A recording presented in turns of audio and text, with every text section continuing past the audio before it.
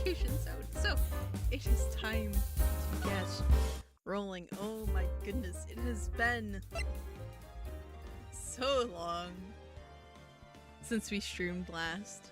Because of course, Sea of Thieves snucked out my internet for, what, Monday? And then Thursday and Friday I wasn't feeling well. Oh, Lord. It has been too long. Hello, everyone. My God. But yeah, so last we left off, we are... No data? What do you mean no data? There we go. YouTube, don't do this to me. But yeah, no, we're playing as Edgeworth! We are playing as Edgeworth. He is our defense attorney instead of Nick. And we are currently up at a shrine up on the mountain from the last case. And we're investigating a murder of some children's book author. And there's a nun, I guess we can call her, who looks just like the girl who keeps poisoning people. I don't know what's going on but I hate every minute of it. But yeah, so we were talking to Larry last time we actually streamed. He's a little unhappy though. So let's see what's up with him. What is this little shack anyway? Well, I just discovered it myself yesterday. And why were you down here in the first place? Come on, I'm an artist. I was looking for a good place to sketch. This is a great little place. It's, artistic. It's quiet, it's cold, it's got no power, and it looks like it's about to collapse. Sounds a lot like my apartment there, pal. Oh, come shoo, no. One thing's for sure, no one is likely to show up and disturb you here. So can I get you something to drink? Some hot water, maybe?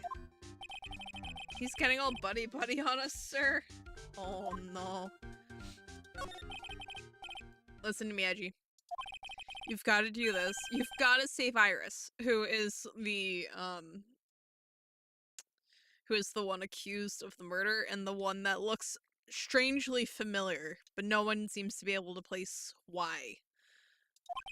Why are you so sure she's innocent? Because she's cute? Watch your mouth. Anyway, I've made up my mind about it.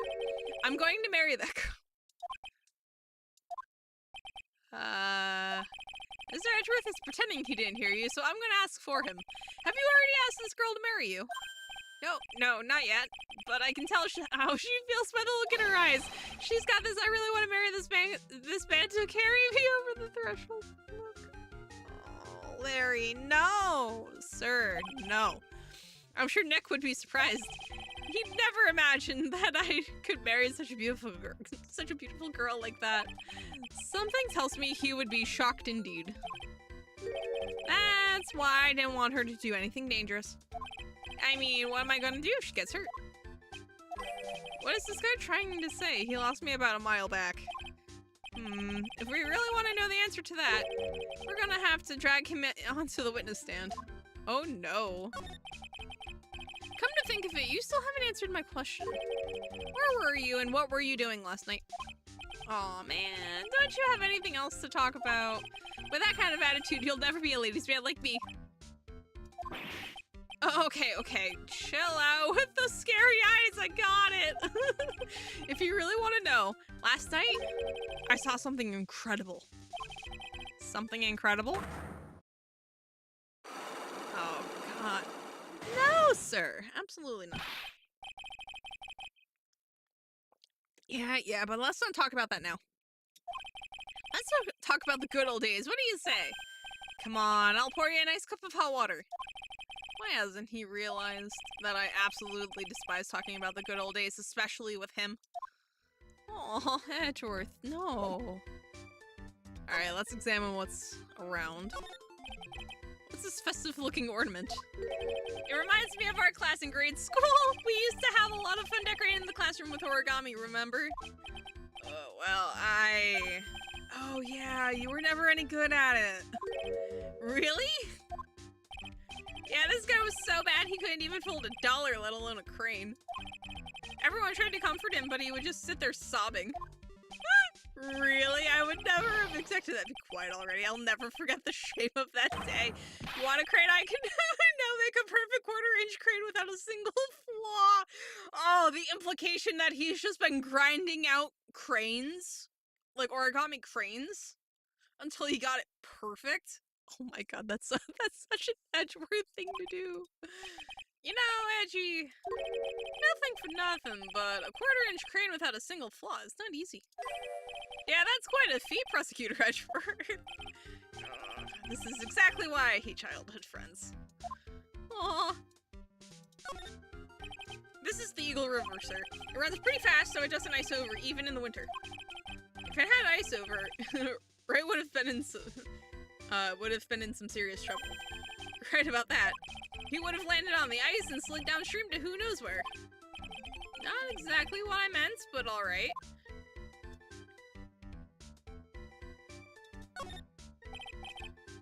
That's a horrible graffiti problem you've got there, pal. You don't know anything, Detective. This is art. It's an expression of my bittersweet love for Iris. Larry, do you know what the difference between graffiti and true art is? It's how the artist himself defines it, right? I should have seen that one coming. Well, if that's the case, then all of my lunchboxes are masterpieces too, pal. Okay. The shroud roof is totally covered with freshly fallen powdery snow. Wow, it makes a nice image, doesn't it? I always did like that rustic look. Heavenly Hall. I suppose it's an appropriate name in some sense. You got that right. Look at that bridge up there. This place has to be heaven because that thing is hell. You would do well to remember, Larry, that this is a sacred place to some people. Oh my god. Can I go inside? No! Sadness. Alright. So, let's see what he's got to say about Pearl. Oh, hey, it's Pearl. But she's way than this Pearl I used to go out with, like, in a kid-cute way, yeah? Yes, well, apparently she hasn't been seen the whole morning. What did you say? Edgy. Why are you wasting your time with me then? What's wrong with you? Excuse me. If anything happens to her, I'll never forgive you. Wow, I guess he's ready for a change, sir. Now I feel like I'm the bad guy in all of this. Oh yeah, it's Maya. Nick was trying to go save her, you know. But instead, he wound up falling off the bridge. I'm not surprised though. Nick always gets himself into trouble. Well, if that isn't the pot calling the kettle black. I just hope that Maya doesn't catch a cold too. Or something worse. I'm just no good with people like her. She reminds me too much of my mother. Yeah, I speak now. Huh? Sure. I don't care how you feel about her personally. Just tell me what you know about her and how she's related to the case. Don't you think you're expecting a little too much of me? I'm just a 25-year-old jobless bub trying to be an apprentice artist. I'm actually starting to feel jealous of this guy, just a little. Amazing. I have a feeling that she's hiding something. Could be, after all, she's shy and gets embarrassed pretty easily. I don't think that has anything to do with it. Why not? Look, I know all about this kind of thing. Come on, Edgy, you were a guy once. Lots of girls are like Iris. You know I'm right. Well, you most certainly seem to have convinced yourself. And I love shy girls like her. It's just so cute, you know what I mean? Larry, please. Still doesn't listen to others, I see. I guess some people just never change. Amazing. I still can't believe it. She was such a great person. But someone's pinning this murder on my sweet little Iris.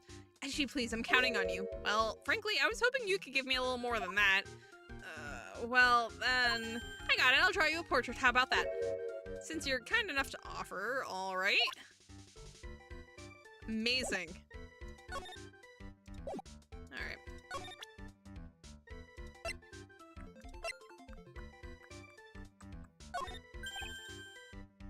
I may not look it, but I'm an artist. I refuse to look at anything that doesn't have a radiant or beautiful motif. You didn't even give it a glance. Alright. I just want to see what he knows about... That's the staff that Miss Elise was always carrying. please, why? Huh? What is it, Larry? There's something missing from the staff. There's something missing? Oh, yeah. So he noticed the missing, amethyst.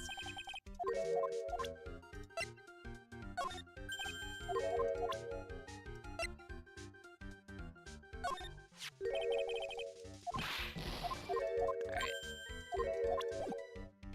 Cool. Alright, I want to see what his questions look like. Because if I can answer them now, well, one, I'd be shocked. But two, it would be very efficient. Alright, now you're going to tell me what you really saw last night. Whoa, you're really upset, aren't you, Edgy? Okay, I'll talk. Huh, that was a bit too easy. Yeah, anyway, it was awesome. Never seen anything like it. At around 10 o'clock last night, it started thundering. I'd been sleeping, I'm not sure for how long. Suddenly, zing, the world in front of me went white. Like I'd just been slapped in the face by my old girlfriend, Naomi. And then it was on fire. The bridge was on fire. Dusky bridge caught on fire? Are you saying you saw it with your own eyes? Oh no, the Cyclops, which means he's hiding something. By the way, Larry, where were you when you saw that happen? Where you say?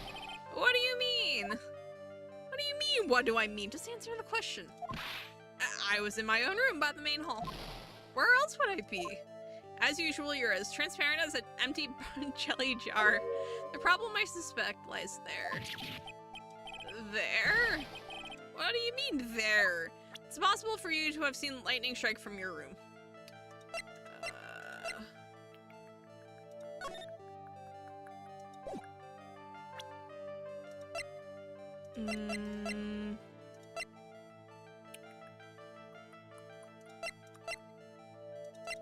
I was hoping for a different map.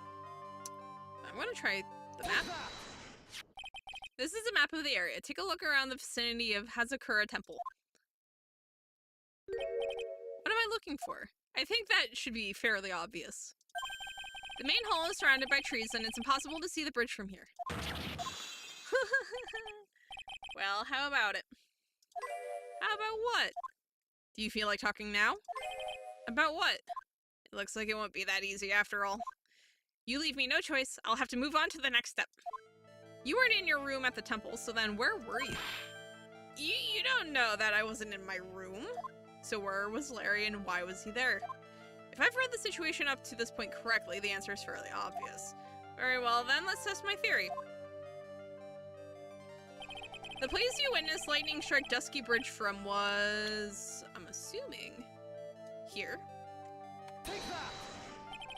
The place you saw the lightning strike from was naturally Heavenly Hall. Why would I be hanging out in this old shack? It's freezing cold, there's no electricity, and it could fall apart at any minute. Larry, how do you know that anyway? How do you know there's no electricity? After all, it's not that dark yet. Uh-oh. In other words, you have just provided evidence to prove my theory. My theory that you've at least once in your life visited Heavenly Hall after sunset. I have to admit, I'm impressed, Edgy. You're in a totally different league from Nick. That's nice. Now tell me, what were you doing at this cold little shack last night? That's what you might call a fair decor. I think you mean a fair decor. Yeah, I'm not. I butchered that French beautifully. Could it be you were waiting for someone? Oh, no. You really are one scary guy, you know. I believe that last night you were waiting for this person to come meet you. I'm gonna say Iris, actually. Take that. There's only one person you'd wait for in a horrible place like this, Larry. I told you before, don't call me Larry. The person you were waiting for was Iris. Oh, suddenly I feel cold all over, Edgy. No doubt because of my chilly glare. So you think I got the hots for Sister Iris, huh? Do you have some kind of evidence? You got something that proves I was waiting for her, or are you just guessing? This is where I draw the line and end this ridiculous little game.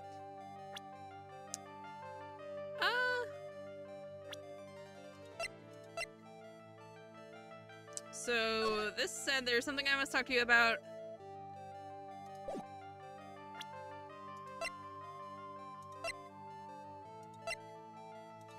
so technically speaking, it's not in words Larry would use, but technically speaking, this does say where she would be. Here's your evidence. You call her to this spot with a pathetic blackmail letter. Oh, hey, give that back. You're embarrassing me. What are you doing with that anyway? That's not important. I misjudged you, Larry. What do you mean? Taking advantage of a woman's frailty like that? You should be ashamed of yourself. Oh. First of all, what's this at the top of the letter? It says salutation here. Well, that's what it said in that book, Letter Writing for Dummies. You're not supposed to actually write that. That's where you're supposed to write something like Dear Iris. I'm so sorry. Oh my god, he did write it. It's just dumb. No. I hate everything. Wait. Why would Larry blackmailing someone? So you were here in Heavenly Hall last night, weren't you, Larry? And you saw the lightning hit Dusky Bridge, didn't you? Sorry, Edgy. Sorry doesn't cut it, you scumbag, threatening a young lady like that. Wait, hold up.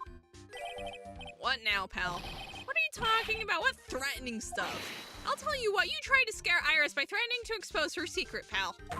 What do you mean threaten? When did I threaten her? Unless you want your secret to be exposed. That sure sounds like a threat to me, pal. Blackmail, in fact. Give me a break. It's a love letter. Haven't you ever been in love? What did you just say? My love for her burned so holly you couldn't... Oh, no. Oh, then what is the secret you mentioned? Come on, Edgy. Don't you get it? I'm talking about the secret love between her and me. Obviously, she wouldn't want Old Lady Bikini to know about it, right? About our hot and sour, bittersweet love affair. Ugh.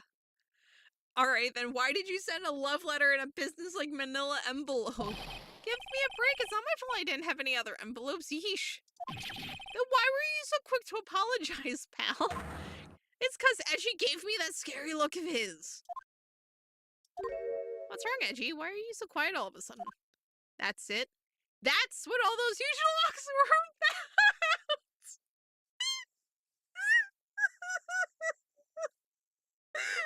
Oh no. I don't understand why you were so defensive. Well, I don't know either. I guess the thing is, you shouldn't expect too much from a guy like me. Hey, come on, Dick. Aw, Gumshoe. But Mr. Edgeworth, this guy is still hiding something. I know it. What do you mean, detective? Don't forget what this guy said just a minute ago. If you really want to know, last night, I saw something incredible. I'm assuming he means the lightning strike, but I actually do want to make sure that that's what he means. Larry.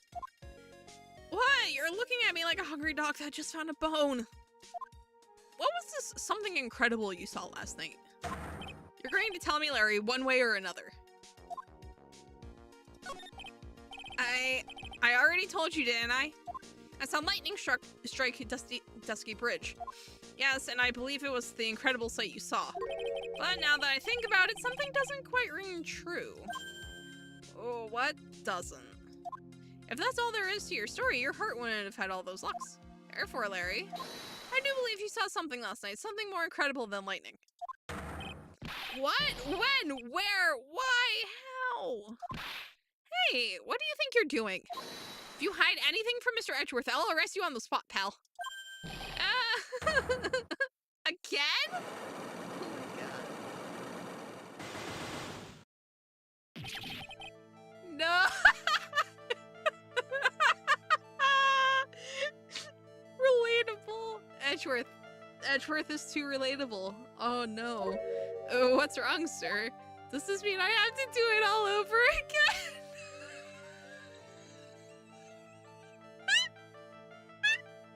I like how Nick just kind of like is like, yep, just here we go again. Edgeworth is like, bro, why? Why are you glaring at me like I'm next to be hit by a bolt of lightning? I've just about had it with this Harlequin. If I really want to drag the truth out of him, I'll just have to drag him to the witness stand. Oh no. Oh no. Oh heck. Yeah, we're gonna save our 20 minutes of progress.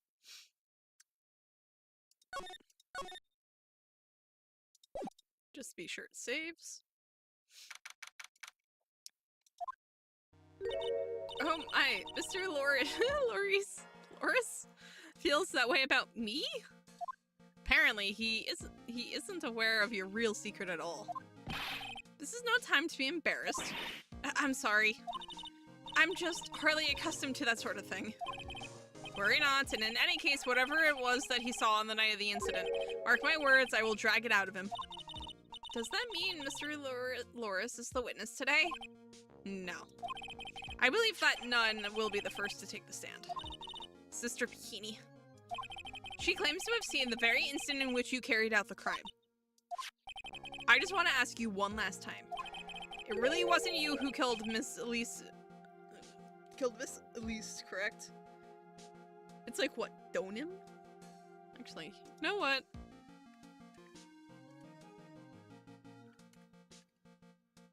No, how do you spell it? D-E-A-U-X-N-M.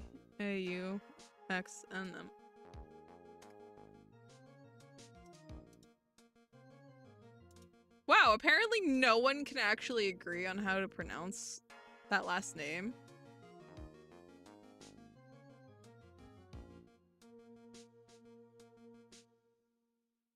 Oh, no.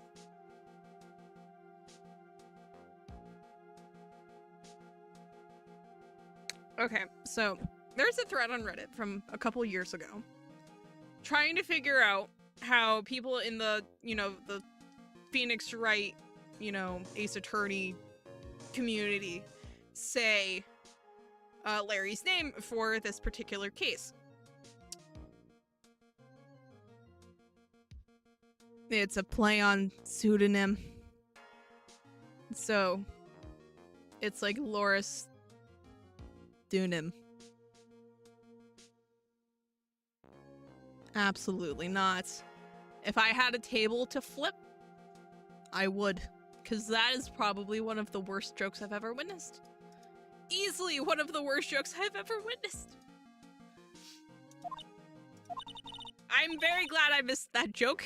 It's not worth it. That's correct, it wasn't me. Very well then. Mr. Edgeworth? Yes? You're a prosecutor, aren't you? Are you sure about this? If your true identity is revealed... Don't worry, I've made the necessary arrangements. I see. Iris. It is a prosecutor's job to doubt people. But right now, I am a defense attorney. A defense attorney's job is to believe in people and to believe until the bitter end. That's what my friend told me once. Mr. Edgeworth, I simply ask that you watch and decide for yourself whether or not I am fit to do the task I have been entrusted. Very well, sir. I leave my defense in your capable hands.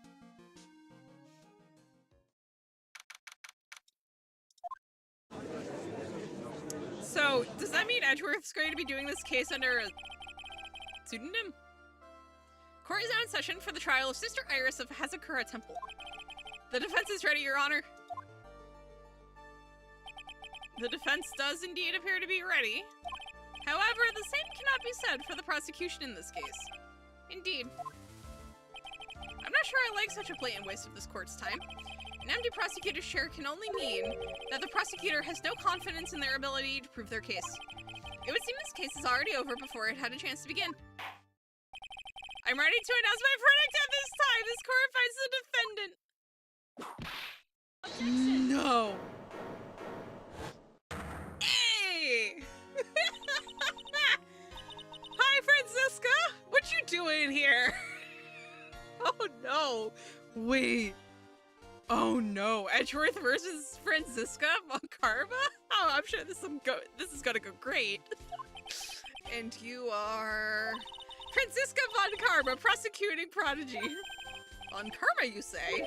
Perchance, you wouldn't be of any relation to the legendary prosecutor Manfred von Karma. Legends are a thing of the past. I am a von Karma, that is all. Upon a special request, I flew in today for the purposes of prosecuting this case. You did? Then you must be quite a big shot, eh? By the way, Mr. Edgeworth. Yes, Your Honor. I am almost certain that I've seen you somewhere before, or am I just imagining things? You look very much like a prosecutor I met once. I believe you are imagining things, Your Honor.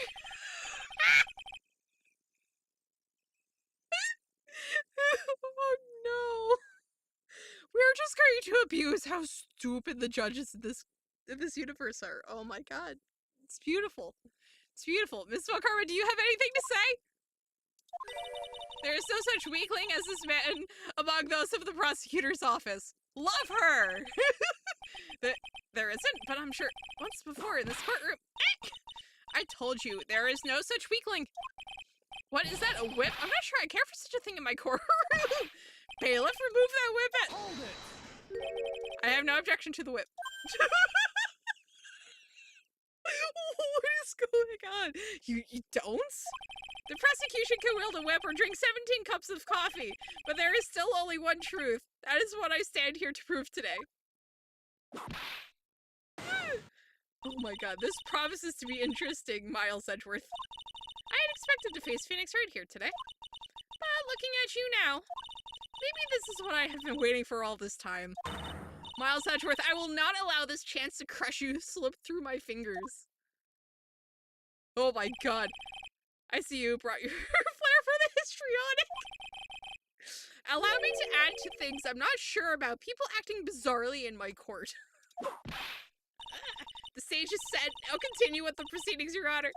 Yo, I swear, did Edgeworth just go, yo, get me Franziska von Karma as the prosecutor on this case, just so he could just, like, one-up her in, like, some weird, like, prosecutor rivalry? I mean, I know there's only, like, 20 people in this universe, but, like, of all the prosecutors to get, you get Franziska? Sir. Good choice. Very well, Miss Von Karma, please give an outline of this case, with as little whipping as possible. The murder victim is the famed picture book author, Miss Elise Dunham. Or I guess Donham. Her body was found in the Hazakura Temple courtyard. She had been stabbed through the torso by a ceremonial sword from a golden statue. The sword in this picture is the weapon in question, correct? Very well. The court accepts this photo of the crime scene. Cool. There is no mistake, this was the doing of Sister Iris. After all, there is a witness to her crime. Very well. Please bring this witness to the stand. And so it begins. My first and last trial as a defense attorney. I don't know, Edgeworth. I feel like you, like, eventually go on to do more defense. Or at least you should, because honestly, you're probably very good at it. Witness, state your name and occupation, please. Hold on there. I'm not sure about being not sure if I care for this at all. Witness, please stand up nice and straight. If I recall correctly, there are a few milk crates in the defendant's lobby for our back pain-plagued witness. Bailiff, fetch a crate for this poor lady, please. Oh no, is she standing on a milk crate? Once again, your name and occupation, please. Let alone me? Well, I'm the head nun of Hazakura Temple on Eagle Mountain. My name is Bikini. You got it? Bikini. Nice to meet everyone. But you don't appear to be wearing a bikini right now. No. Why do we have to make this joke every time? The courtroom is the garden of holy judgment. Those with lechery in their hearts should leave the sanctuary at once. Love her. You want me to leave? No need to get your bikinis in a twist. Let me tell you, I'm a sight to behold in summer. In any case, witness, I hear that you saw the crime take place on the night in question. That's right. I can still hardly believe it myself, to be honest. There's no way dear little Iris could do anything like that. Let us hear what you have to say then. First, tell us about your own movements that night, eh? I almost forgot that he's Canadian. Oh no. That night I was helping an acolyte with her training in the inner temple. But, well, as you can see, my back likes to act up. violently. So, I left Iris to help the acolyte and returned to Hazakura Temple. There's no bath at the inner temple, you see, and I needed a long, hot soak. It was after I had finished just as I was heading back. That's when I saw it. So it was simply coincidence that you found yourself returning to Hazakura Temple? Yeah, you could say that. If my back hadn't been in so much pain, I would have stayed at the inner temple. That sounds like a pretty important statement she just made. There's only one problem with this testimony that I can see. And you're not about to fall at the first hurdle now, are you, Miles Edgeworth? Mr. Edgeworth, please begin your cross-examination.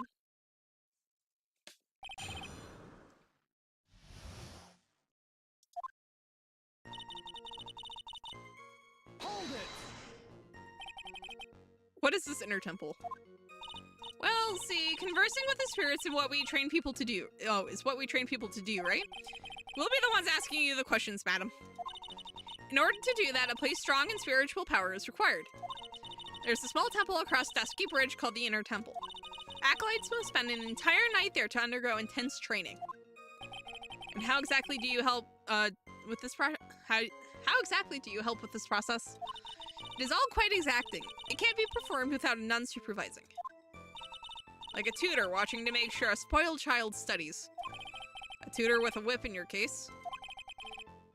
If that is the case, then why did you return to Hazakura Temple where the murder took place? Hold it! Violently? That's right. It's no laughing matter, especially in winter. I can't hold anything heavier than a knife and fork during the cold months. Hi, Taper. So, we just started the trial?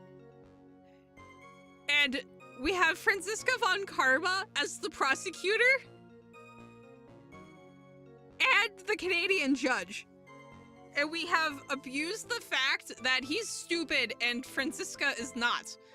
To set it up so that, like, Miles could actually play defense attorney for the day. This is so bizarre. It's so funny. Just being alive is like strict training. Oof. On the night of the murder, was this fabulous back of yours hurting again? That's right, raging like a bull in a pig pen. I almost fainted once or twice. I just knew that unless I warmed it up, it was going to finally finish me off. Hold it!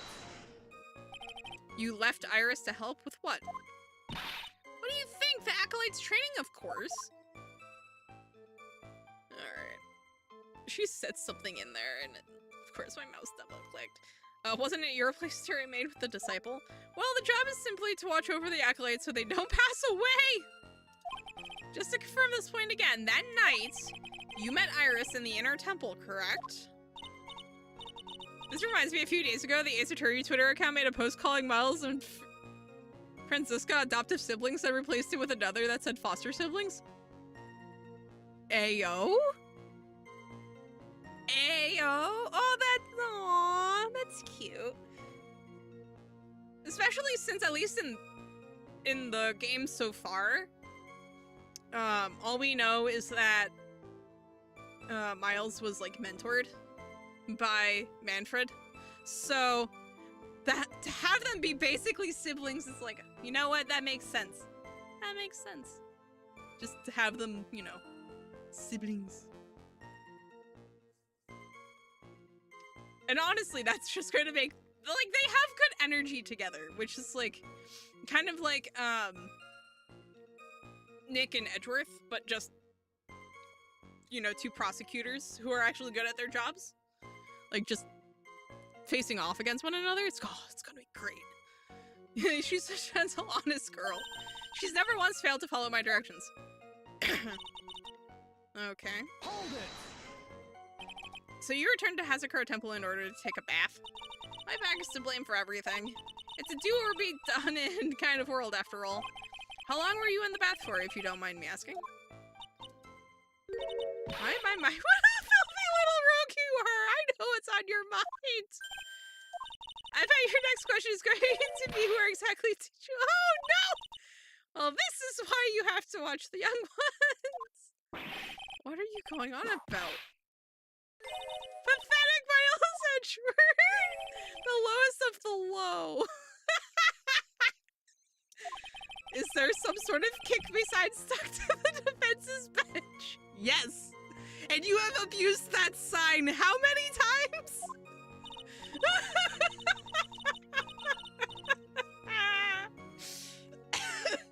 Anyway, I couldn't afford to be away from my post for too long, you understand, so... There is indeed only one problem with the testimony. If I can clearly point out what it is, then I can begin to quantify just how good this witness's memory and observation skills are. Although, I do want to see what this says. The crime took place in the courtyard, correct?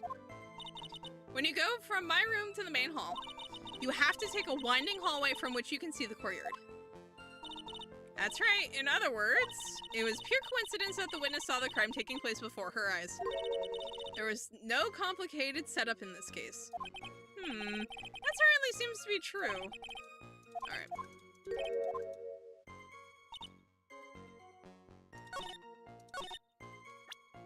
Alright. Just so we don't have to sit through all of the, like, dialogue as, like, Franziska shows up late to court. So, I'm going to try. So I left Iris to help the acolyte and returned to Hazakura. So, what I'm going to try is Iris's testimony, because Iris testified to, you know, ringing the lights out bell at 10 and then going to be in her room, and that she never actually went to the inner temple. So I'm going to try this and see what happens. Objection! Hey. Witnesses have to undergo their own trials, I'm afraid. The defendant's fate rests on their powers of observation and memory, after all. Oh, well, don't worry. I'm more than up to the task. I'm a woman of faith, after all, the head honcho of Hazakura Temple. In that case, Miss Honcho, I'd like you to explain something for me. The discrepancy between your testimony and that of the defendant, Iris. She claims that after ringing the lights out bell, she went back and stayed in her room. Which means she did not go to the inner temple at all. No, she said that? A defendant or a witness? Who is more likely to lie, do you suppose? The defendant is simply lying to cover her back. Objection! But that is completely illogical. The murder was committed in the courtyard of Hazakura Temple. Claiming that she went to the inner temple would make for a much better alibi. Oh, this is gonna be good. But that is odd. Whatever the reason, I can't believe that she would lie. She does indeed have honest eyes. All people lie, that is my belief. Why am I the only one being whipped in here? Anyway, neither the witness nor the defendant have any reason to lie. Which means we must call your memory into question. Dear, you're older than me, and yet you want to play that game, do you? I know it's for suspense, but it's interesting that Franziska is the one who got the late to the trial scene instead of Godot. Yeah. Well, from, like, we know Edgeworth needs, like, Godot, like, out of the way because he knows that, like, whatever plan Nick has whipped up won't work with Godot there, I guess. Because I guess Godot won't play ball with Edgeworth playing defense attorney instead. But like, of all of the prosecutors to replace Godot with, it's interesting that it's like they pick Franziska and then have her be late to trial, and then have, oh, I meant in a meta sense, thinking of the play Waiting for Godot. Yeah, true, we actually could have. That would have worked beautifully, yeah. But I do think it's a little, like, strange that they used, like... But, yeah, no, beyond the missed opportunity for a really good joke, I do think it's odd that they made Franziska a little out of character. Like, I feel like she would not have been late. Like, even flying in from another country.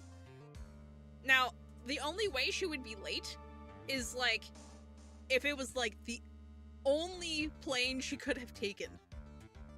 based on when, you know, Edgeworth started pulling strings. So it feels weird to have her be late, but like they at least gave her a decent reason. And it's one that you can easily chalk up to being like outside of her control, because not even she can manipulate, you know, airspace and like airplanes into like, you know, being perfectly on time where you need to be. Well, that isn't exactly what my memory is perfect, crystal clear, especially in winter.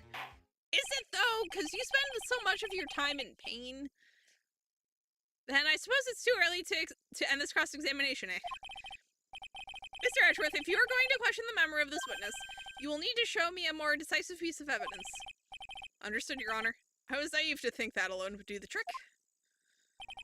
And please add your comments to boot Iris to the testimony. And let us return to the cross-examination. Let's see. Iris came...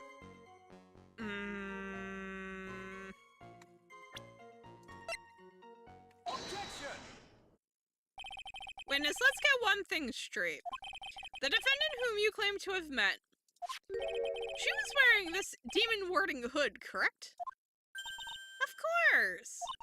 That is a very important piece of clothing, I'll have you know. Wait a minute. Objection!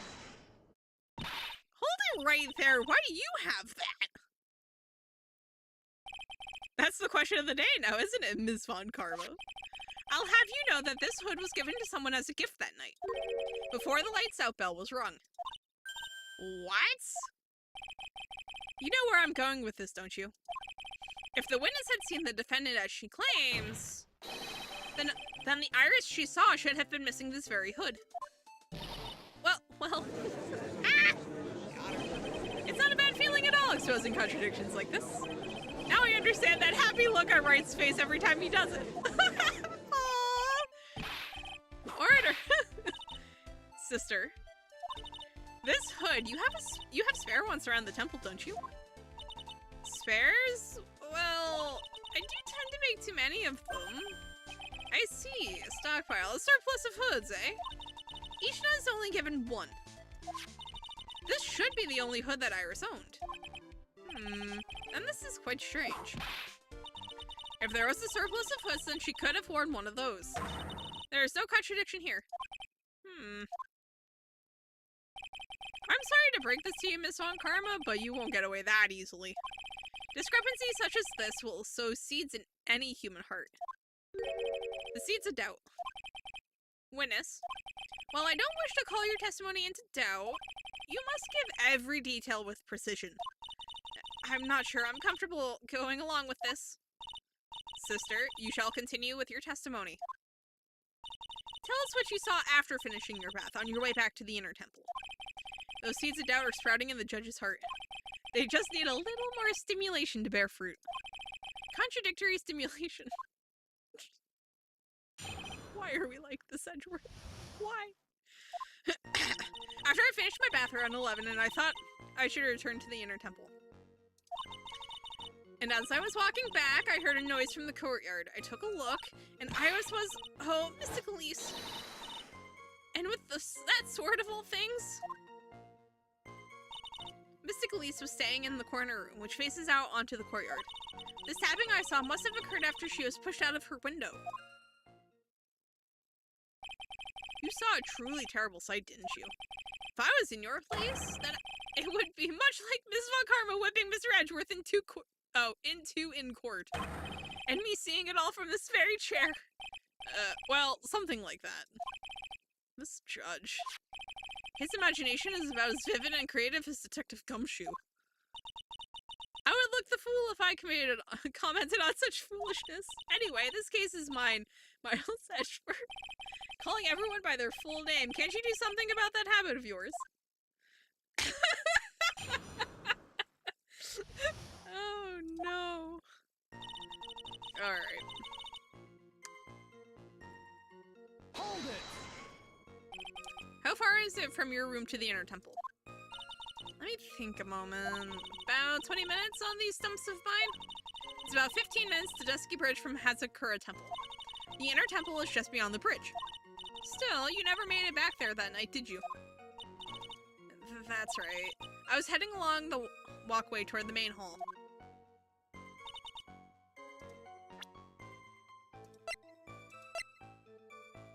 Okay, so estimated time of death was somewhere between 10 and 11, caused loss of blood from stabbing back. She finished her bath just as the window for the murder was closing. Interesting. Hold it! You say you heard a noise. Thump. Just like that. That could only be the sound of the victim falling. It's very quiet in the temple, you know. You can even hear the snow falling from the branches. Thump. Just like that. But then, couldn't this noise you heard have been snow falling to the ground? I never thought of that. Sir, why are you laughing? The next one to laugh gets a whipping. Well, whatever the source of the sound, I looked over at the courtyard, and Iris was murdering. Hold it! This is the second time that the witness has testified to seeing the defendant. But some doubt remains in these claims.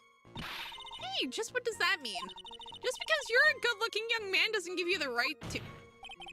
The murderer who stabbed the victim with the sword. Sister Bikini, try to recall exactly who it was you saw, as clearly as you can. Well, you're a handsome young man, so I'll forgive you. Oh, now that you mention it, there was something awfully strange about her. Something that has been bugging me all this time. Please, don't keep us in suspense. Her hood! Her hood? That's right, it's coming back to me. Iris, she wasn't wearing her hood. I thought something was out of place, but it all makes sense now, doesn't it? After all, she'd given that hood away to someone, right? You've dug your own grave, Miles Edgeworth. What do you say, Mr. Edgeworth? Is this testimony important?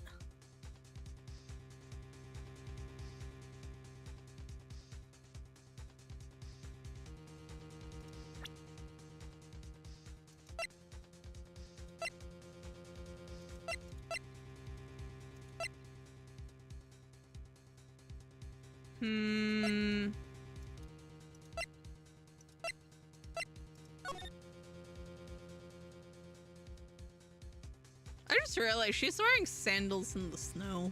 Ma'am, why are you like this? Is this important? You know what? I'll keep it. This may initially appear to put me at a disadvantage, but I can't see any other leads at the moment. Your Honor, I would like these new statements to be added to the testimony. Miles Edgeworth, if you want to hang yourself, you need only to ask. I'll gladly lend you my whip. Oh my god! Francisca! What was that? Ma'am!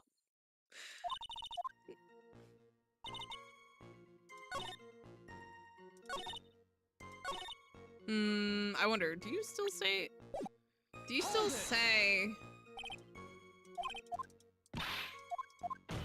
Okay, so...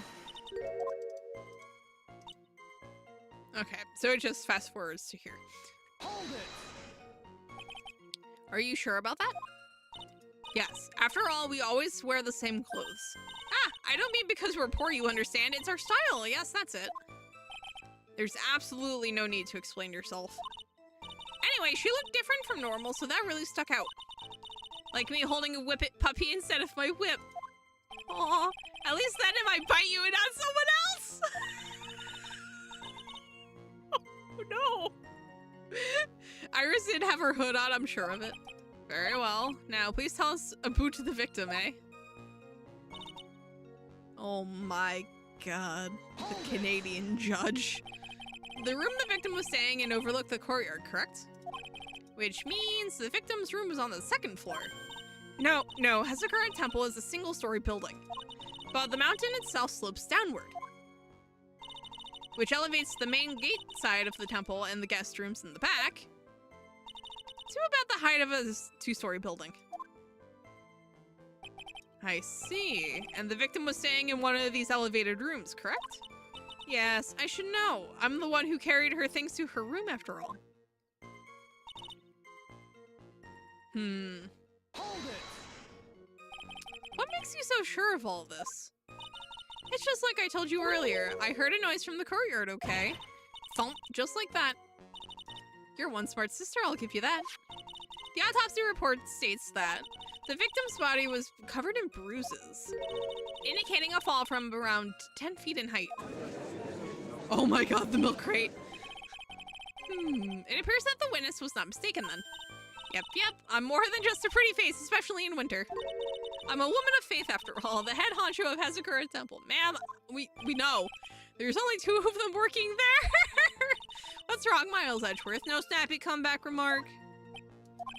It doesn't feel like she's lying. This is very powerful testimony too. She claims to have seen the instant in which the defendant stabbed the victim. There are only 2 things I can believe in right now.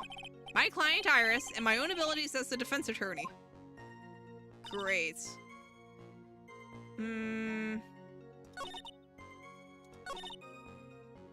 gonna try. I'm gonna save it. I'm going to try presenting the autopsy report. Because technically speaking, she should have already been long dead by the time the bath finished. Objection. Oh, nope. Well done, Your Honor. What? I was only testing you just now. Well, then why don't you try testing this penalty too? It looks like I should have spoken in haste. Amazing. Let's see. I heard a noise in the courtyard and I took a look and Iris was... Can I see the map? Oh, that's right. The map doesn't show a map of the temple complex. It's just a map of the area. That's so annoying. That's so very annoying. So, wait. She's like really far... Wait. No. Because, okay, so she's here. Stabbed to death. But, like, her window is, like, super far, like, over here. I need, like, a... That's the map. Man.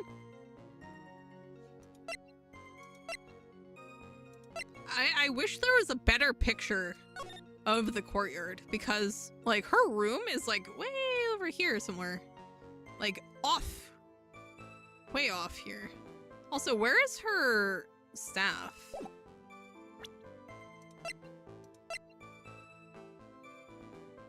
Because, like, we found it at the crime scene, but it's not in the picture.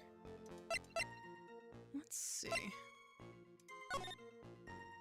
So, basically, the murder happened somewhere between lights out and her getting out of the bath, right?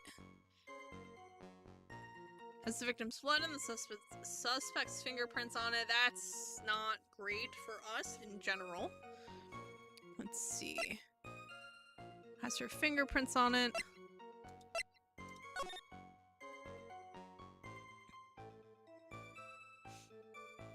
Let's see. Lightning struck Dusky Bridge at 10:45. Around 30 minutes passed between the fire starting and going out. So... Now, she heard a thud. I wonder if she heard lightning.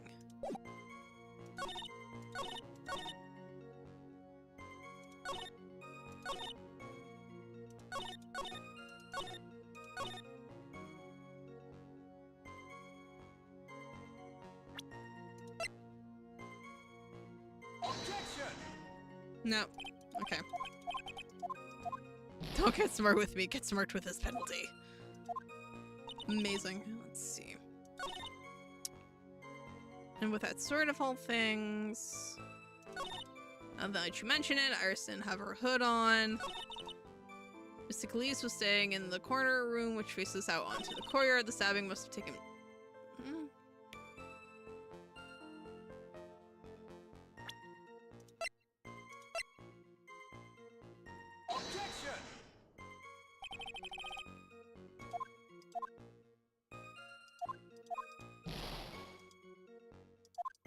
Okay, so they're claiming that that's actually... Wait, are they really claiming that this is, like, close enough to the thing? No. No way. Let's see. I'll be waiting for you tonight at 10 at Heavenly Hall. Make sure you come unless you want your secret to be exposed. So... we kind of have to prove... Let's see. What are we trying to prove here? Alright. So I finished my bath around 11 and I thought I should return to the temple. To the inner temple. And as I was walking back, I heard a noise from the courtyard. I took a look, and Iris was Mystic Elise, and with that sword of all things, now that you mention it, Iris didn't have her hood on. Mystic Elise was staying in the corner room, which faces out onto the courtyard. The stabbing I saw must have occurred after she was pushed out of her window.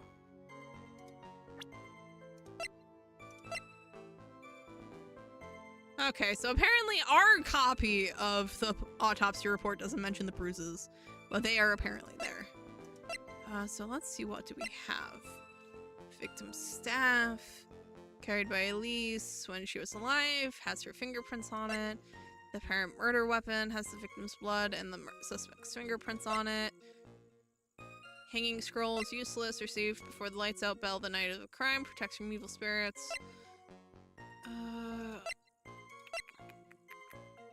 Regional weather report for the night of the crime. Occult, an occult magazine featuring Hazakura Temple. Okay. Actually, you know what? I want to hear all of this again. How far is it from your room to the inner temple? It's about 20 minutes. So... it's about 15 minutes to Dusky Bridge from Hazakura Temple. And therefore 5 minutes from the inner temple to Dusky Bridge, right? So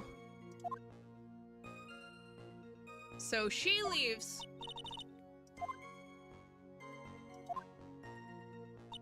Wait, so she left around, what, 10? I think she said? So she leaves the inner temple. Takes her about 20 minutes to go to... see. It takes her 20 minutes to get to the actual temple. She spends an unconfirmed amount of time in the bath. She then starts to head back to the inner temple at 11, but she doesn't actually make it there. She only makes it to the courtyard, which is, you know, part of the way back to Dusky Bridge. So, So if she finished her... no, but if she finished her bath around 11, technically speaking, all of this should have happened after the time of death. Like, the official time of death.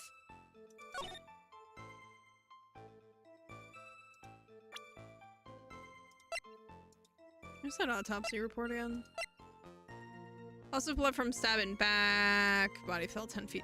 Ah, oh, there it is. There it is. There it is.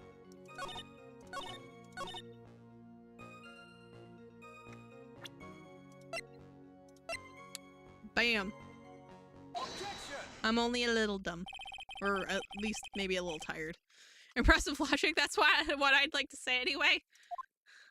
Oh, please do. My brain is something else, especially in winter. Ma'am, will you just stop talking? However, I think you are overlooking one thing.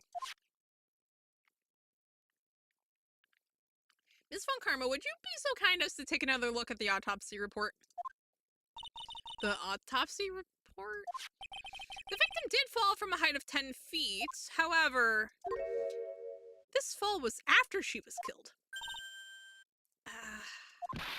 That's right, it says after death right here.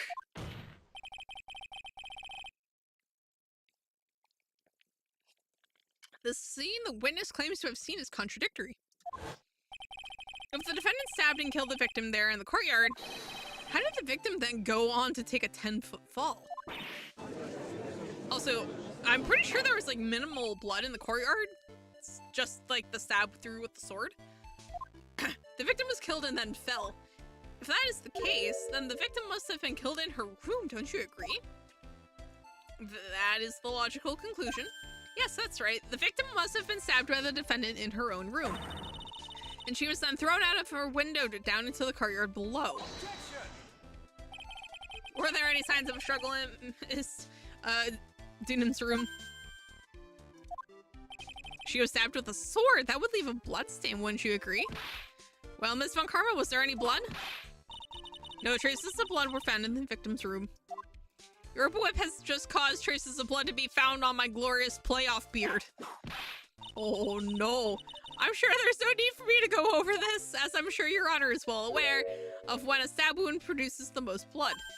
When it produces the most blood, very little blood is actually lost at the moment of the blade's insertion. If you want to talk about when the most blood would be lost from a body, that would be when the blade is removed. Indeed.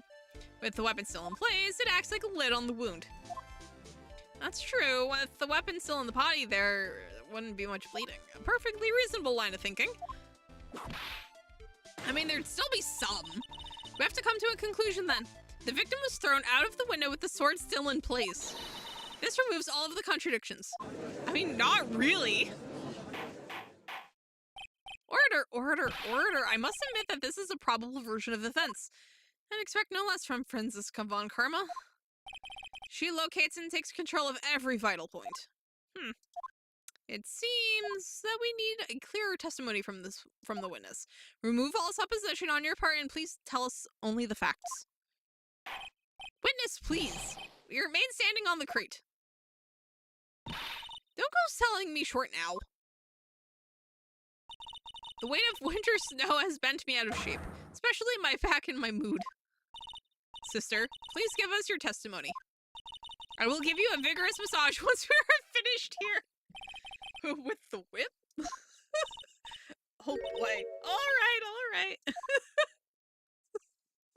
I hate everything. What is going on? What is going on? When I looked across the scene, the sword was already in place. Thinking about it now, I didn't actually see her stab Mystic Elise. I've never seen so much blood before. Oh, someone stabbed Elise and Iris was trying to help her. Aww. Aww. Sweet.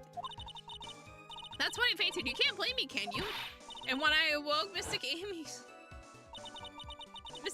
stabbing Mystic Elise through the back. This all confirms Miss Von Karma's theory. Von Karma strive for nothing but perfection. Putting together such facts is nothing for me. You should know that, Miles Ledgeworth. Perfection is an impossibility, Franziska Von Karma. And I'm here to teach you just that. Oh, sir, please. Please. Hold it. Alright, at the time, was the victim bleeding? Well, I was very shocked to be seeing all of this, of course, so I'm not entirely sure. But I don't think I saw any blood, not then. I'm sure that you didn't. The weapon was acting as a plug in the wound. In any case, let's be clear on one very important point. Did you actually see the instant in which the victim was stabbed?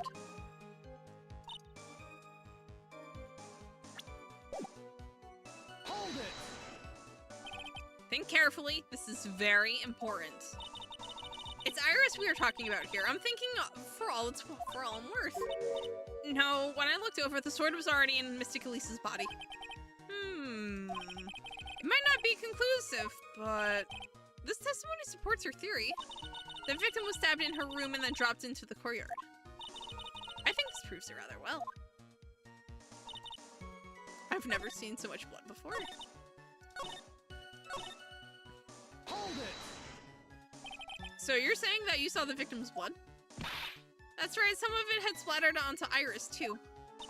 When the defendant was arrested, she was meditating in her room, and her blood-flecked clothing was neatly folded in the corner. What? Her clothes were blood-flecked as well? This seems quite conclusive to me. What should I do? Should I press this? press it further. I want to see what it says. Going back to your previous statement, you said that you saw little bleeding when the victim was stabbed, but now you say you saw the victim bleeding. Well, I say that I saw what I say that what I saw was what I saw. What did you see? Maybe I didn't see the poor woman get stabbed, but I saw the girl pull the sword out of her plain as day. Pulling the sword out? Well, it wasn't exactly pulling, it was more like a came out. Witness, you will add the statement to your testimony. Oh, was that important? More important than you can imagine.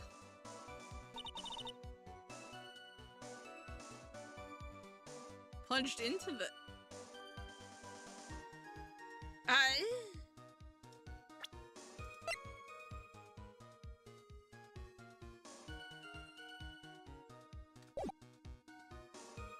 I'm sorry, you're gonna claim it's to the hilt? When, like, the... No. When the... What? What? I'm sorry. Hilt's here. Blood ends here. Excuse me? Objection! Sister Bikini, you are a reliable witness. At least, I'd like to think so. But there are too many contradictions here. What do you mean? You make it sound as though I'm a liar. But you're a handsome young man, so I'll forgive you. What contradictions are you talking about? In the scene that the witness claims to have seen, the weapon was thrust up to its hilt into the victim. Furthermore, the killer withdrew the weapon smoothly from the body. However, both of these are complete impossibilities. Oh yeah, because it's a curved sword. Explain yourself. To start with, do you think it would be possible to stab someone to the hilt with this? No matter how I look at the defendant, she doesn't appear strong enough for that. Objection! Doesn't appear? What meaningless dribble.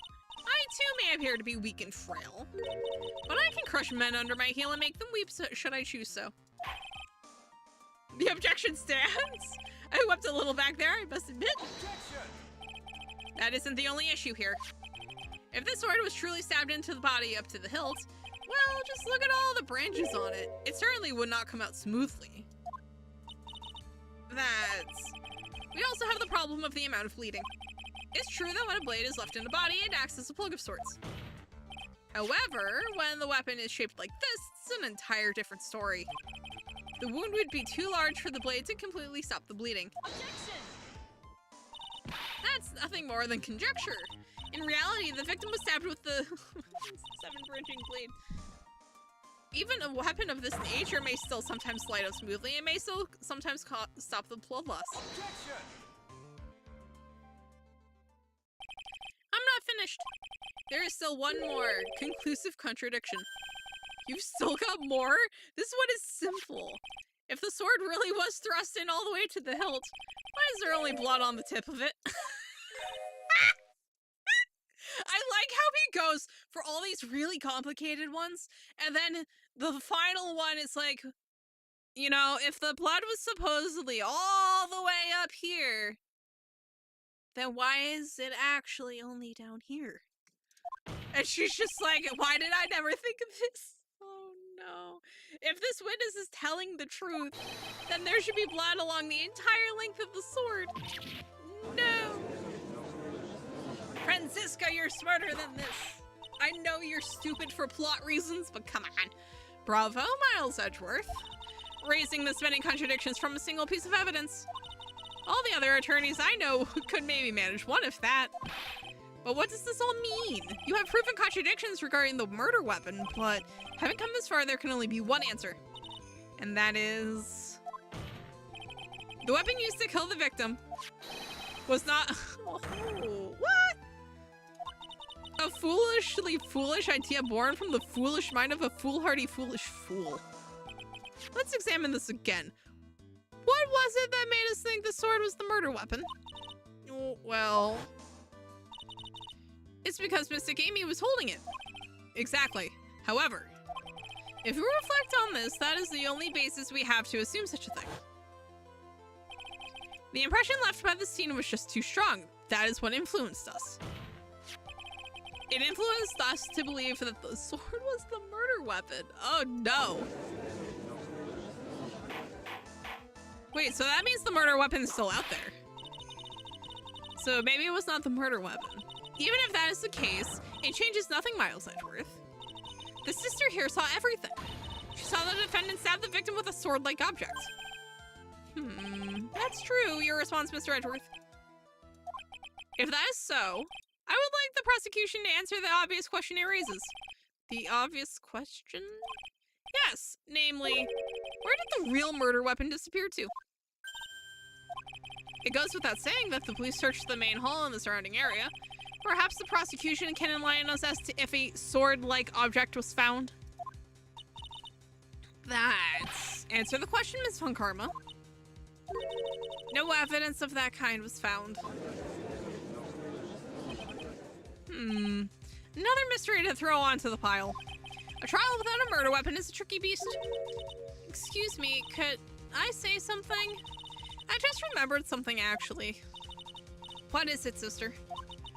I was just thinking, it's possible that just maybe what actually happened was it was just over there. What exactly are you going on about here? The murder weapon, I mean. Maybe... I think I might know where the sword was disposed of. You what? Well, then... I think we need to hear testimony from you one more time, sister. Impossible! What else? What else could this old woman have seen?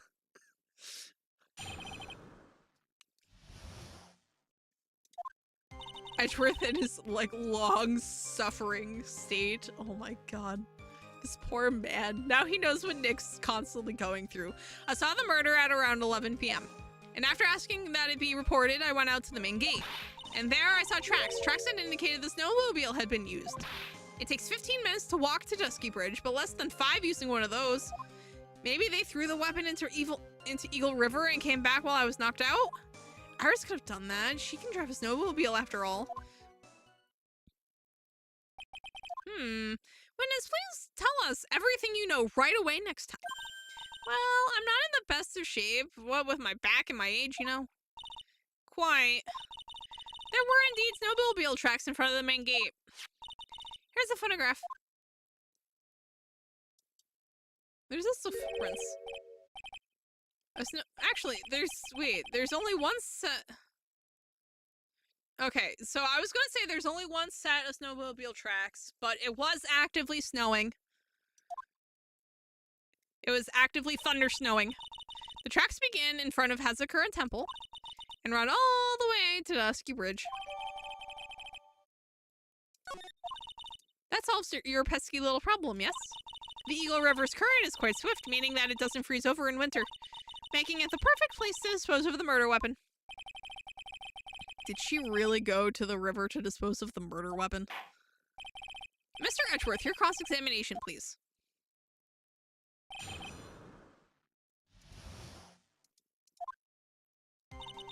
Hold it. You were sure about the time? Yes, I was worried about it after all. Why was that? Because I have a strong sense of responsibility, especially at this time of year. The acolyte was being doused in freezing water at the time. I couldn't very well take it easy in the bath all night, now could I? So at 11, I decided to leave Hazakura Temple. Her estimation of the time seems reliable, at least. Please continue, sister. Hold it. You asked Phoenix Wright to report the crime, correct? Right, the one who trampled me? It seems she's the type to hold a grudge. There isn't a phone in the main hall, so I sent him to the bridge. Phoenix Wright, he didn't even have his cell phone on him. He had forgotten it at home, apparently. What a naive boy, as always. Not only do I always carry my phone, but I always have my whip in hand, too. Anyway, I was really scared, and it was taking him a while to get back, so I thought I'd go out by the main gate for a spell. Hold it. As I recall, there was a snowmobile outside the main gate when I visited. That's it. That's the only one we have. It'll run no matter how much snow falls. Now, you're certain the snowmobile was there at the main gate when you arrived? Yes, of course, it was parked in front of the gate. So she had already gone to discover the murder weapon and returned by that time. I'm not sure that this is really relevant. What should I do? I want to press it. I want to see. I need answers to every possible doubt. The snowmobile in question, was it still warm at that time? Huh? What do you mean? What do you mean? What do you mean, eh? What do you mean, Miles Edgeworth? I'm playing to a slow crowd here. It goes without saying that using a snowmobile will heat its engine. If it was still warm, then it means it was recently used. Ah, I see. I never thought of that. That's right. I overlooked that too. Of course you did. She would never admit that she didn't know. Then answer the question, please, witness. I don't often go around touching hot engines. However, now that you mention it, there wasn't any snow on it. Snow? Yes, for some reason, only the snowmobile wasn't covered in snow. There wasn't any snow on it? Curses. It seems highly likely that the killer did use the snowmobile then, eh? How long does it take to get to Dusky Bridge by snowmobile? Hold it. In that case, why didn't you use it yourself? You could have spared yourself some walking. Ah, there's a reason for that. Have we got a moment for me to explain? I think that's why the question was asked in the first place. It was about a month ago. I was driving my beloved little snowmobile, happy as can be. I'd fetched some water and was heading back when I went and crashed into a tree. The tree and my back both went crunch, just like that. Crunch. Oh, that's a really gross crunch they used. Oh. Can we stop crunching, guys? No. I haven't been able to find the courage to write anything since then. Anyway, the killer must have used it. Hold it. Refresh our memory. How long were you knocked out for? Like I said, somewhere between 10 to 20 minutes. It's possible to get to the bridge and back in 10 minutes using the snowmobile. I have to concede that it's more than enough time. Is that all you wish to concede, Miles Edgeworth? Hold it. Well, it would have been possible time-wise. One element remains out of place here. Oh, and what would this mystery element be? The killer's reasoning, Your Honor. Why did the killer do all of this? Why go to the Eagle River to dispose of the murder weapon when there are other methods? Too many unanswered questions. Your response, Miss Von Karma? Turning to me for help over the slightest thing. Why don't you think for yourself for once? What? My God, she's as over the top as always. Anyway, whatever the reason, the fact remains that the defendant could have done this. The murder weapon was disposed of in the river. Another point to me, Miles Edgeworth. Another mystery to feed the fire. Was there any reason to go and throw away the murder weapon? Luckily, there is surely a problem with this testimony. Now all I have to do is start poking holes in this flawed account.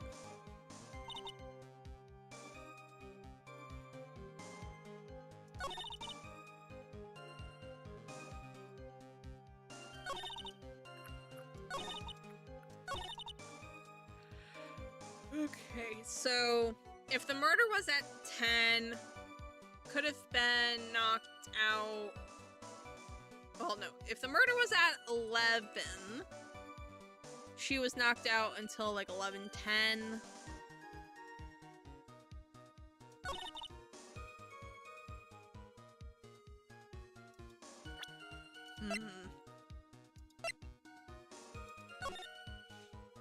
Like, there's no sign that someone took the snowmobile, like, drove it off, is like the thing.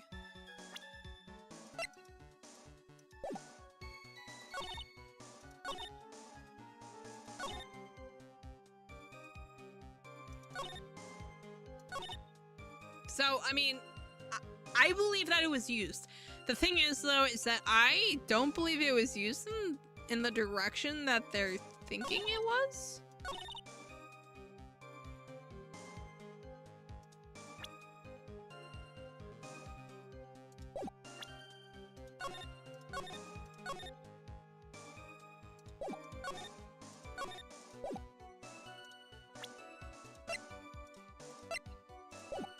No.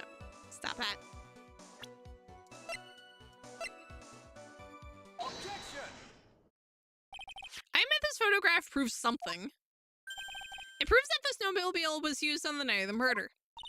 You finally accepted the inevitable, it seems, Miles Edgeworth. However, if what the witness says is true, then why is there only one set of tracks? What do you mean? Iris left Hazakura Temple, threw the weapon into the river, and then returned. If this was the case, then naturally there should be two sets of tracks in the snow. Those from heading out to the bridge, and those from coming back. Ah, you're right.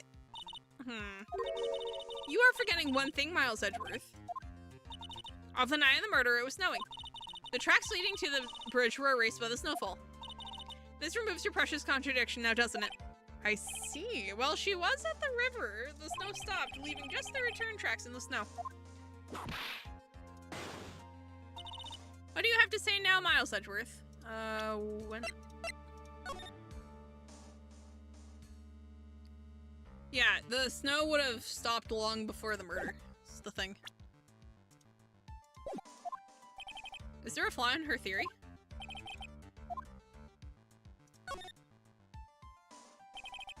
The tracks to the river were covered by snow. What a nice theory. However, Miss Von Karma, that is impossible.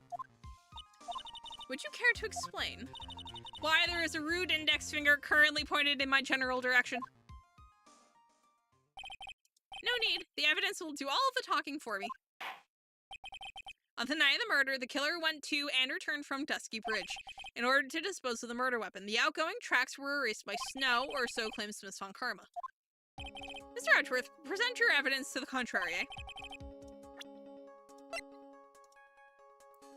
Take that! Witness, please tell us again what time it was when you witnessed the crime. Like I said, it was around 11.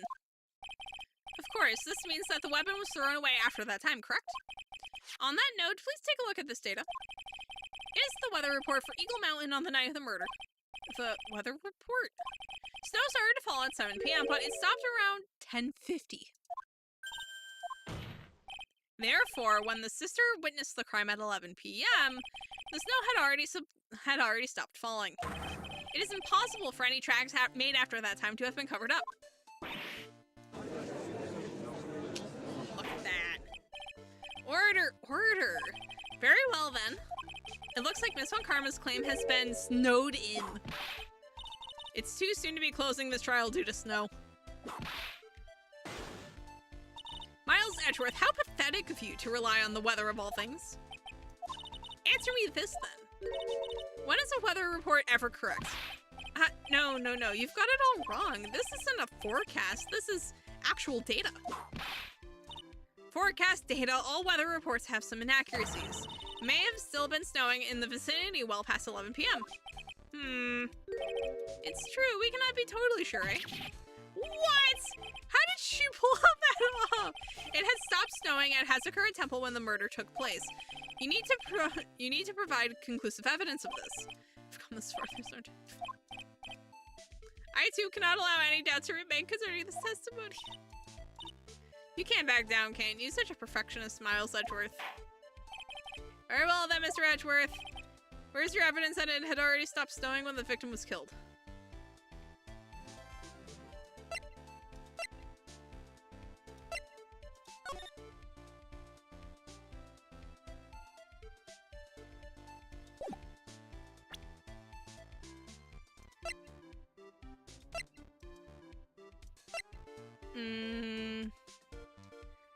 We could try the autopsy report, but because it's 10 to 11, that's kind of dumb. So it's either going to be the crime photo or the autopsy report. Let's try...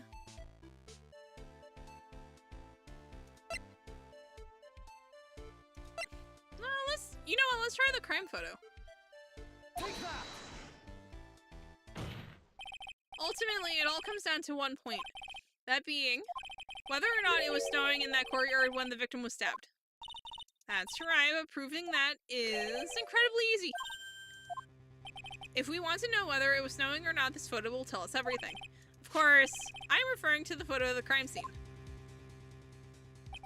As you can see, everything is covered with snow, with just one exception. And that is the victim herself, Miss Elise Dinham. Elise Dinham? Yeah. Why is there no snow on top of her? The answer is simple. It had stopped snowing when she was killed, that's why. Got her. In other words, if the killer really did go to the Eagle River to dispose of the murder weapon, then in this photograph there should be 2 sets of tracks. But that also does imply that the snowmobile was elsewhere before the snow started to fall. Or like during.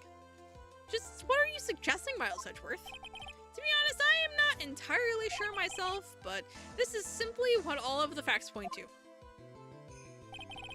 That night, someone used the snowmobile to leave Hazakura Temple.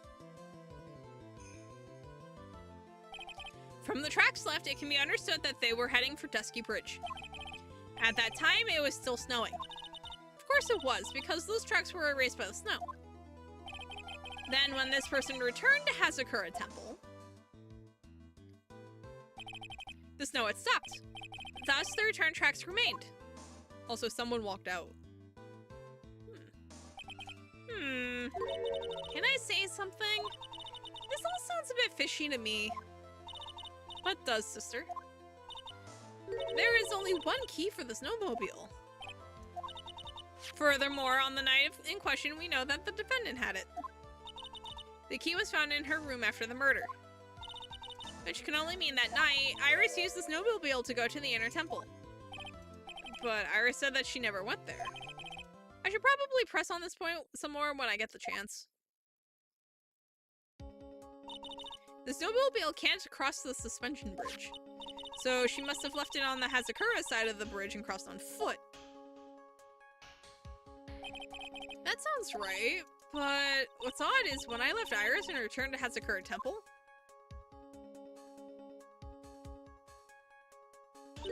I didn't see anything near Dusky Bridge. You must have just failed to see it, sister. Maybe, but when I made it back to Hazakura Temple, it was there by the main gate. The snowmobile, I mean. I know what I saw. It was covered in snow, too. But that isn't possible. Order of the court. What does this all mean?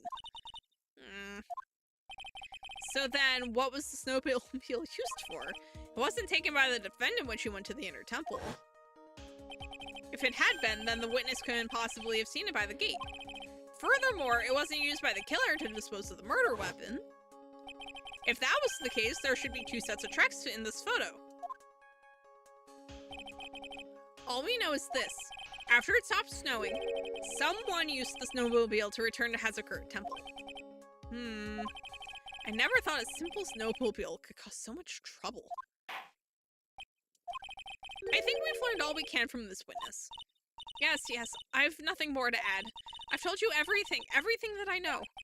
But then, that still leaves us with the same problem. If only there was someone, a witness, who could testify to having seen the snowmobile. A witness, huh? Was there no one out walking, perhaps, near Dusky Bridge on that night? I don't think that's likely. It was cold enough to freeze your ears off. Only an idiot would go out wandering in that. Unless they had something really important to do. That's a shame. Hold on. Something is coming to me. An idiot may well have gone wandering out on that subarctic night. Your Honor, actually, there just might be one individual who may be of help to us. Really? You know of someone who might have seen the snowmobile on the night of the murder? I don't know for sure if he saw it or not, but there are 2 things about him that do come to mind, which are, firstly, that he saw something incredible on the night of the murder, and the second being, this individual that I am thinking of when wandering outside on that cold night. In other words, he is our kind of idiot. Mr. Edgeworth, who is this idiot you're talking about?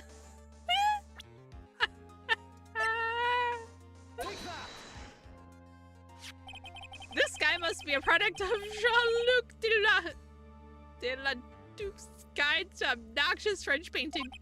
This is Larry Butts, a disciple of the victim, Lee's student. Her student? Interesting. And why was he wandering about outside on the night of the murder? That's... I could tell them all about his designs for Iris, but it may cost us his credibility as a witness before I even call him. He is, after all, an artist. He was perhaps searching for something in the snowy scenery that would move him. Although I cannot guarantee that this is the reason. And so this unfortunate, unreliable-looking man, what exactly was it that he saw?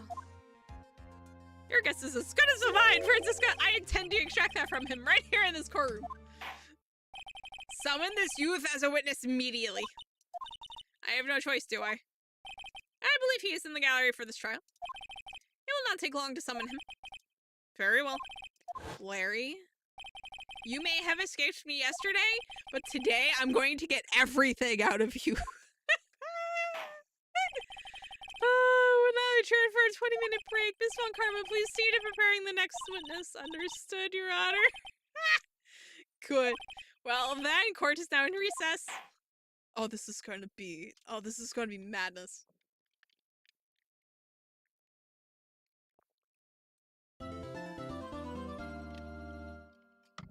Yeah, I'm gonna save my progress.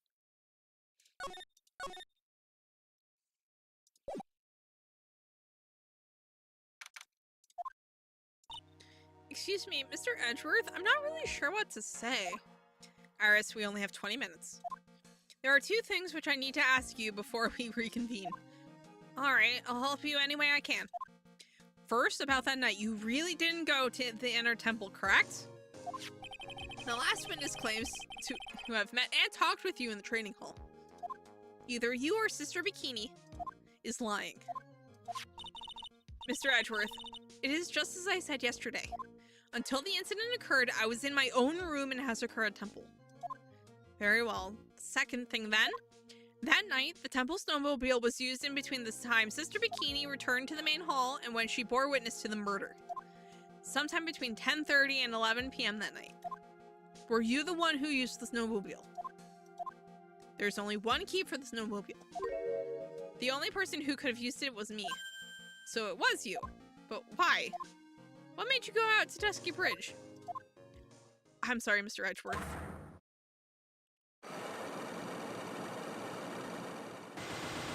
Lord.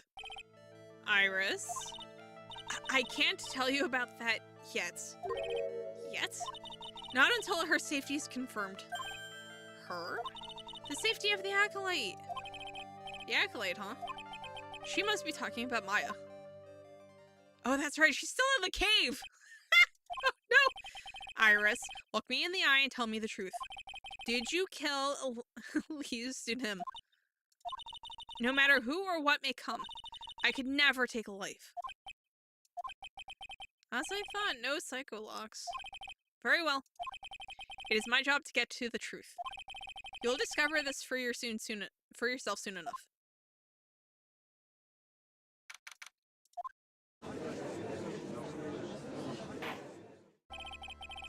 Court will now reconvene. Ms. Von Karma, where's the witness? During the break, a man was detained for suspicious behavior in the gallery.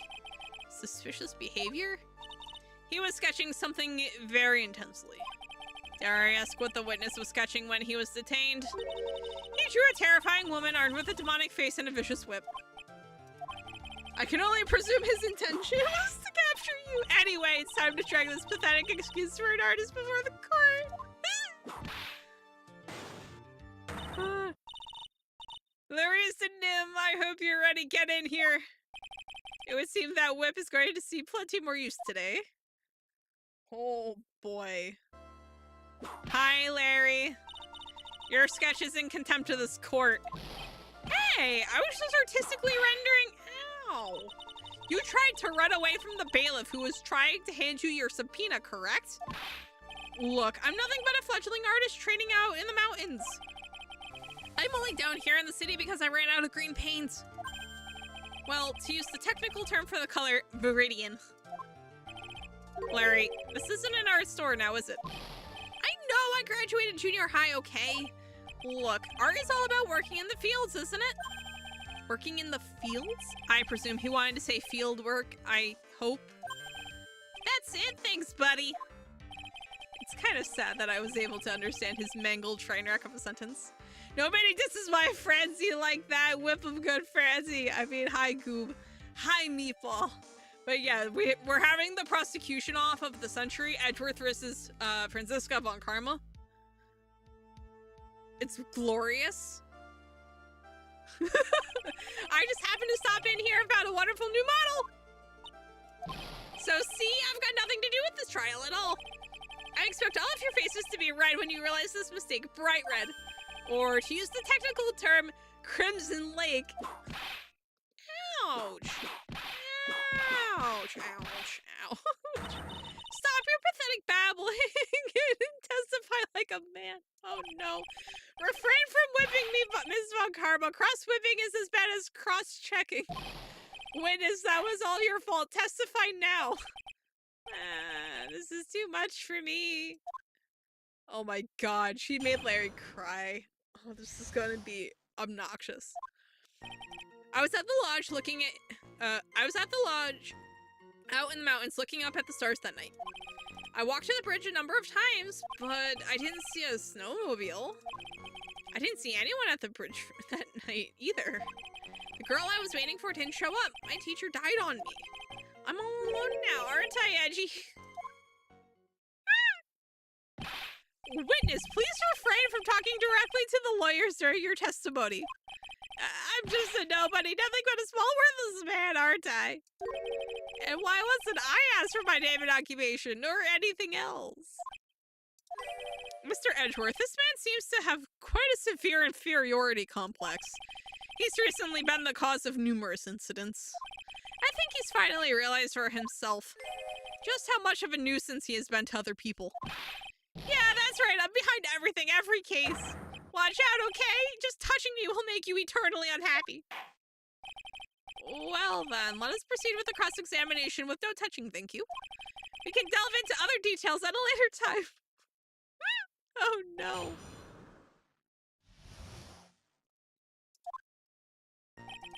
Hold it! Whatever is the matter, Mr. Edgeworth? This one single statement is so full of contradictions. For a moment there, I thought I was going to collapse. So, witness, any idea as to where these contradictions in your testimony lie? Depending on your answer, I may stay my whip. Okay, give me a minute. Well, it was snowing that night, so I couldn't possibly have seen the stars. That rundown check is hardly a lodge, is it? And even if the stars could be seen, it isn't like I was there to look at them, right? See, you can do it if you try. Ouch! There's only one issue here. What you saw at Dusky Bridge. Oh my god, they're just leaving it there? Okay. Hold it! A number of times? How many?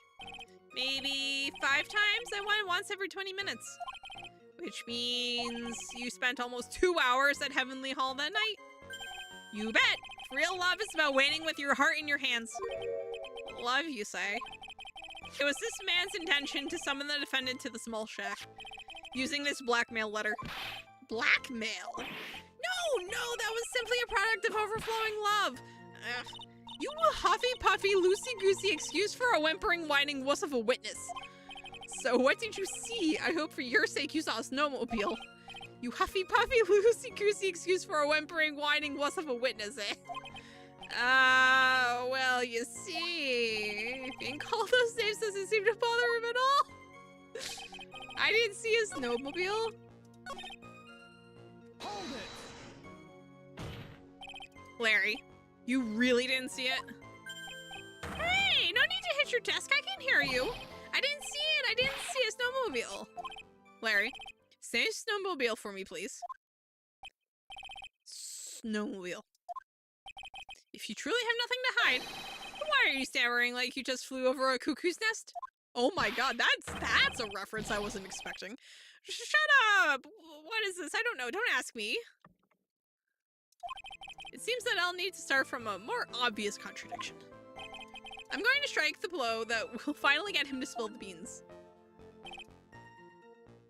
Hold it! You didn't meet anyone? That's right, because I've got nothing to do with this. I'm just here to buy some Viridian paint, okay? Come on, I expect to see those Crimson Lake faces now. It would appear that simply pressing him isn't going to be enough, Mr. Edgeworth. Indeed, it seems that he's going to claim to have nothing to do with this to the end. I don't want this guy to cost us any more time. I need to slice through his obvious contradictions and keep things moving along. Alright, so this one is just plain false. I walked to the bridge a number of times, but I didn't see a snowmobile.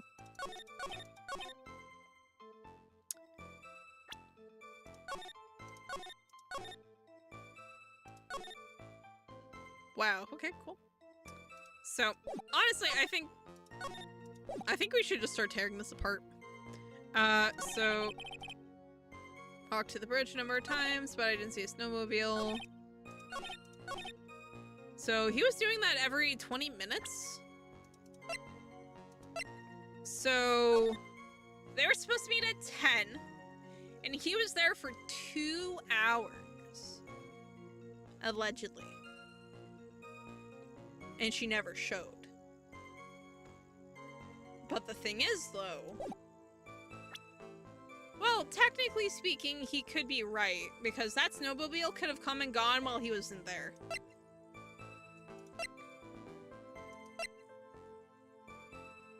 So let's see. So Iris allegedly rang the lights out bell at 10, which is when she was supposed to be meeting with Larry down at the Heavenly Hall, the shack. He waits until midnight for her. She never comes. He also allegedly never sees anything out at the bridge. He doesn't see a snowmobile. He doesn't see anything.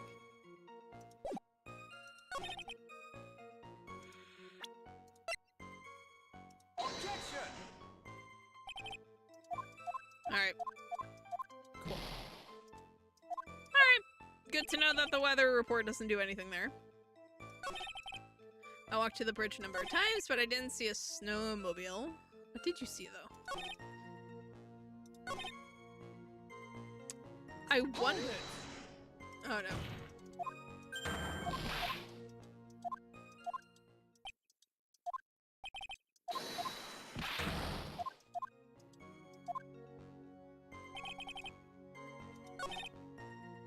I'm gonna try the track photo. Objection! No? Alright. Yeah, so they're kind of mildly agreeing. Oh. I should have done the fancy, like, load.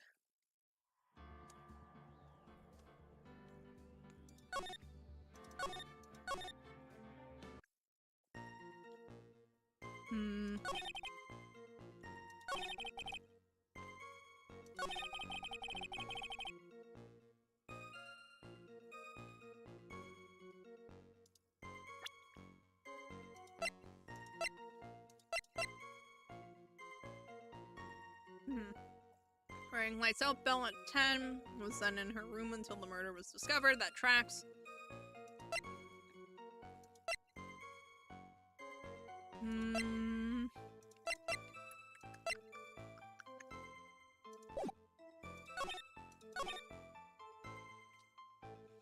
So he was supposed to be meeting with someone at 10. Let's see.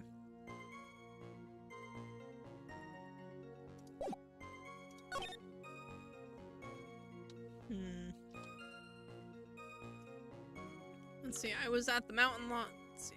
Hold it! So this is going to just show a bunch of contradictions without us actually having to do anything. It was snowing that night, so I couldn't possibly have seen the stars. The rundown shack is hardly a lodge. And he was there to actually meet someone.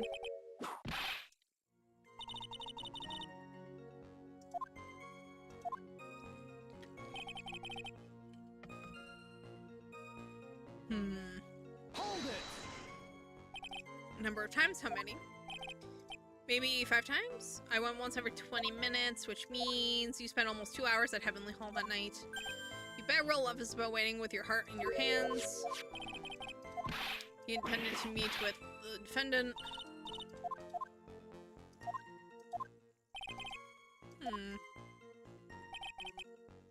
Hold it. You really didn't see it? I didn't see it, I didn't see a snowmobile. He keeps stammering through snowmobile.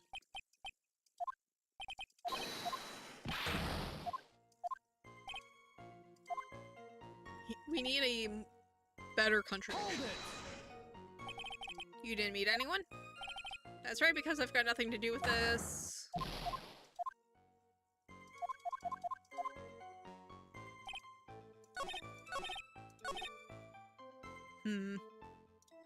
We can try presenting the blackmail letter. Objection. Nope. It doesn't do anything. Love that for us. Okay. So, let's see. So, it takes 20 minutes to go from the inner temple to the main.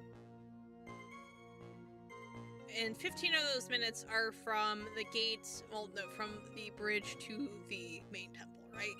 So, theoretically speaking, unless they passed through there when he was somehow not there, he should have seen someone. And, like, there's tracks that show that it actually was that snowmobile was there. Yeah, see? Taking the night from main gate to Dusky Bridge. Like, see?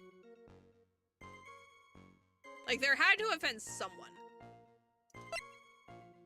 But let's see. So, he started at 10 in the middle of the snow. Every 20 minutes for 2 hours. So, let's see. So, wait, then how did he see... Let's see. So, at 10... Let's see.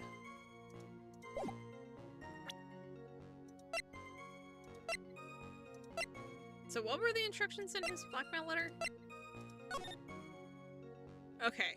I'll be waiting for you tonight at 10 at Heavenly Hall. Make sure you come unless you want your secret exposed. So basically, starting at 10, he is down at Heavenly Hall, right? So at 10, at some point he leaves. Let's see. So he went up to the bridge after 20 minutes. So he starts at Heavenly Hall at 10-ish.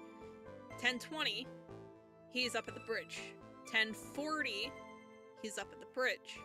10:45, the bridge got struck by lightning, and he did see that.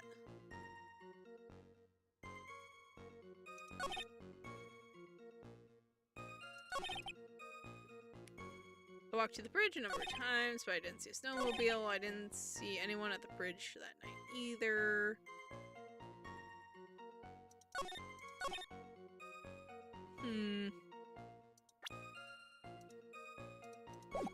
Hold it.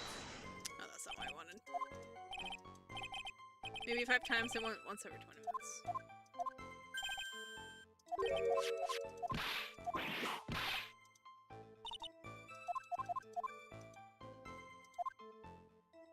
You know, so there's a more glaring contradiction, but what is it? So it takes 5 minutes by snowmobile to go from the main gate down to the bridge. So they could have gone down more or less whenever and then ditched.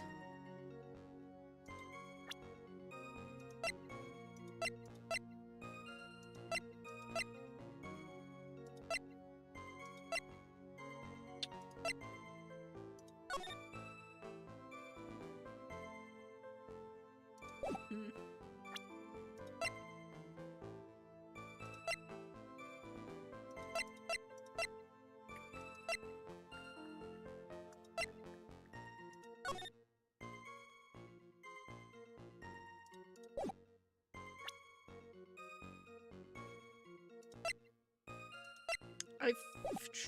I didn't see a snowmobile. I didn't see anyone at the bridge either. I mean, there's footprints. So whose footprints are there? I kind of want to present the track picture. Objection! Yeah, I know. That was too obscure.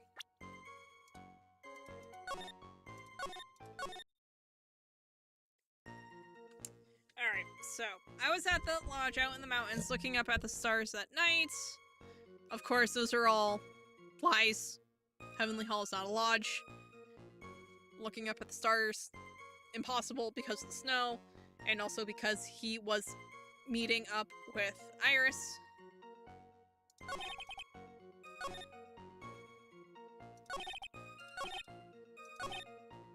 Oh, actually, wait. Let's try presenting her, because she would have walked through there at some point. Objection! Seriously?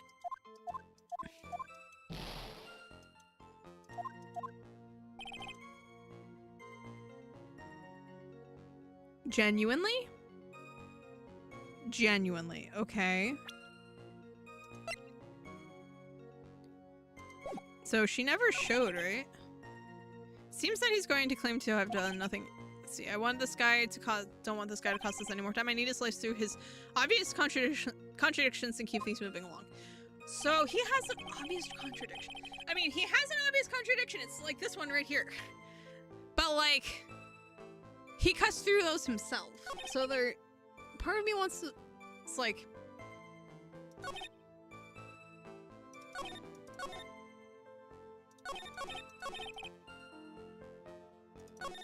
I feel like I'm overthinking this. So, the weather report... Let's see. Lightning 10 to approximately 11. So, at some point, Dusky Bridge... So, at almost an hour into Larry's trips back and forth to the bridge from Heavenly Hall, the bridge gets struck by lightning. And he just, yeah, I didn't see a snowmobile, I didn't see anything. I feel like I'm overthinking this. So this is contradictions, very blatant. We tried presenting the weather report here. It didn't do anything. He walked there 5 times-ish, which puts it at 2 hours. Because he was waiting for Iris to appear because of the blackmail letter, but she never did. Snowmobile, he's stammering through it. We have to cut through a contradiction to actually get him to admit. Hold it!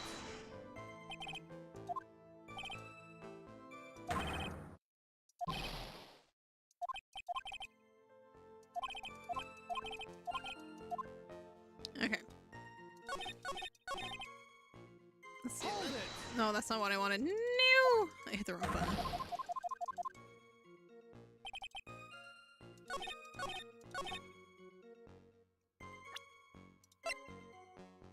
Objection! I hate everything. Okay.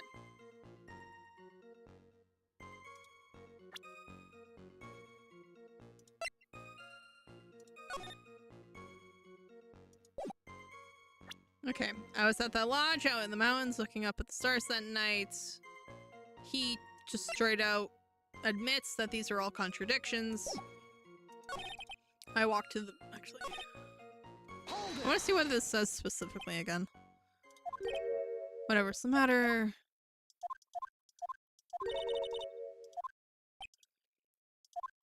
It was snowing that night, so I couldn't possibly have seen the stars.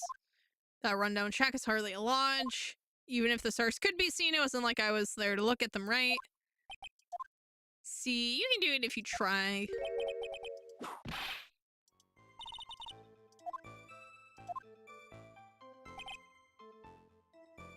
I walked there 5 times, once every 20 minutes. Hold it!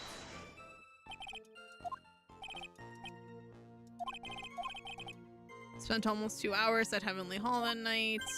You bet real love is about waiting. This man's intention to summon the defendant to the small shack using this blackmail letter. And that's when she... well, you see... I didn't see a snowmobile. He stutters through it. But, like, presenting obvious evidence that it was there doesn't do anything.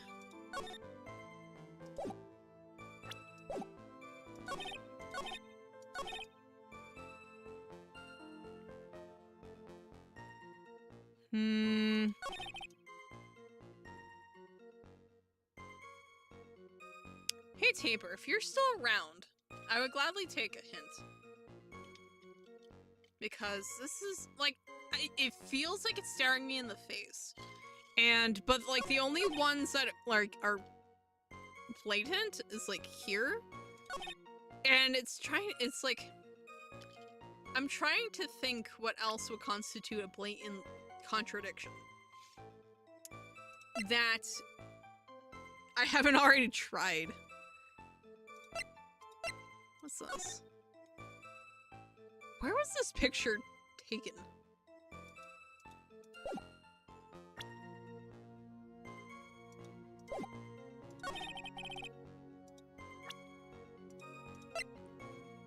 Okay, so we know for sure that he had to have seen evidence of a snowmobile, even if he didn't see the snowmobile himself, because of the tracks. However, we can't get, for whatever reason, this doesn't contradict here.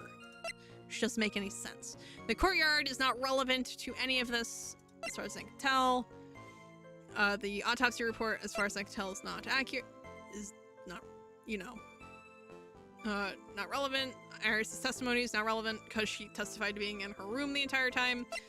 That's the picture he took of her. See, this contradicts with the first statement, but it doesn't actually count as a contradiction.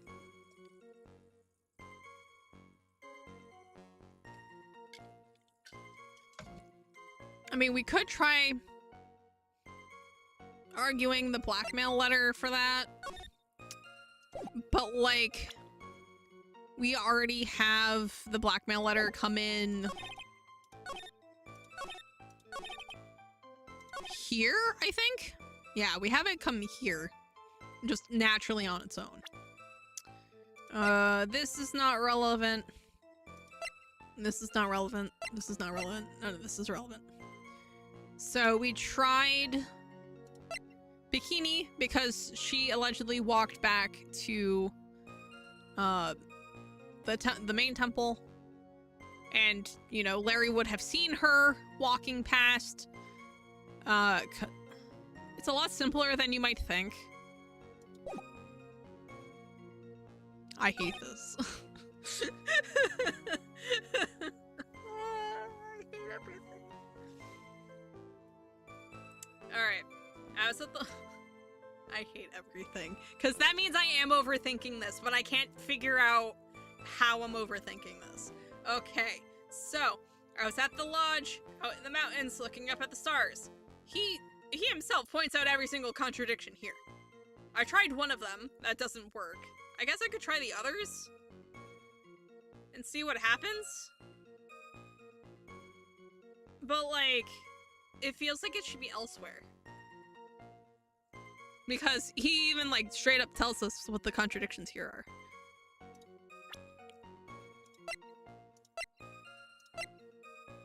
Objection! Yeah, I'm not surprised that didn't work.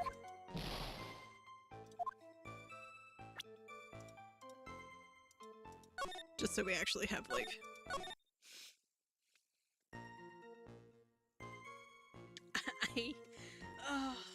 This is the one part of mysteries I don't like, when you suddenly, like, start overthinking things, but you can't, like, shift down a gear and kind of focus on, like, simpler things.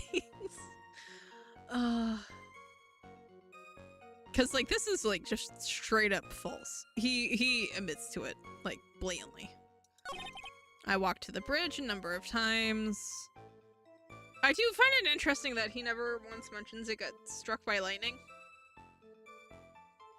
But, like, I can't think of where it would fit. Although,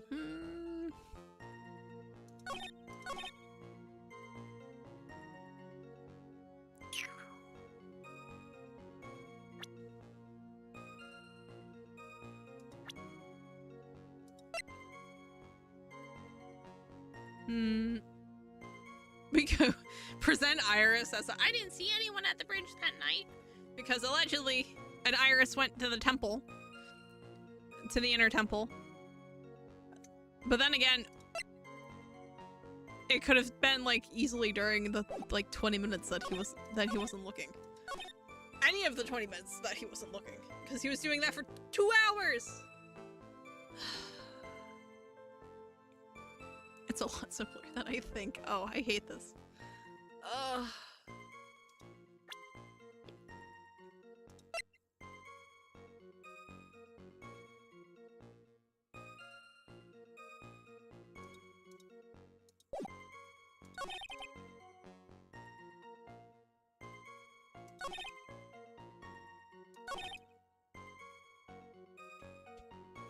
I can't decide where I'm going wrong.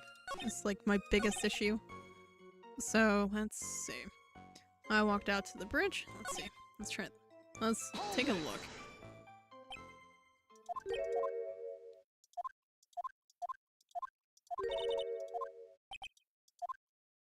Yeah, so snowing, couldn't possibly see in the stars. Rundown checks, hardly a lodge. Even if stars could be seen, it isn't like I was there to look at them. Which he then goes on to explain why. Sir, calm down. What you saw at Dusky Bridge. Hold it. Maybe 5 times. I went once every 20 minutes. Which means you spent almost 2 hours at Heavenly Hall that night. Yeah, so if he starts at like 10, that's 10:20, 10:40, 11. 11:20, 11:40. It's 5, actually. He ends at 11:40. Well after she dies. Well after the lightning. Oh, wait. Wait. Didn't Larry see Nick? Oh, this is gonna be stupid. This is gonna be really stupid. I'm gonna laugh. I'm gonna laugh. Objection! Oh my god. The one person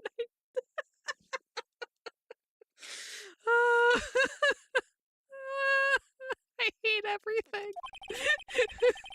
I can understand why you might want to throw your old life away. You're pretty pathetic and you cause all sorts of trouble. I'm sorry, but having realized just how much of a nuisance you've been, that could be considered a step in the right direction. Edgy, are you trying to console me? It certainly doesn't sound that way. However, I cannot forgive you for simply turning away from the incidents you create. You're totally pinning this on me. Now then, let us talk about the night of the murder. Sister Bikini, after seeing the murder take place, asked Phoenix Wright to report it. Thus, he headed for the public phone by the bridge. There, he happened across a certain nefarious individual. You, Larry. That's right, me in the flesh. Well, listen carefully, witness. It doesn't matter if you change your name, so long as you remain pretty pathetic, you will continue to cause these incidents. That reality will not change. But yeah, no, honestly, I forgot that he saw Nick at the phone.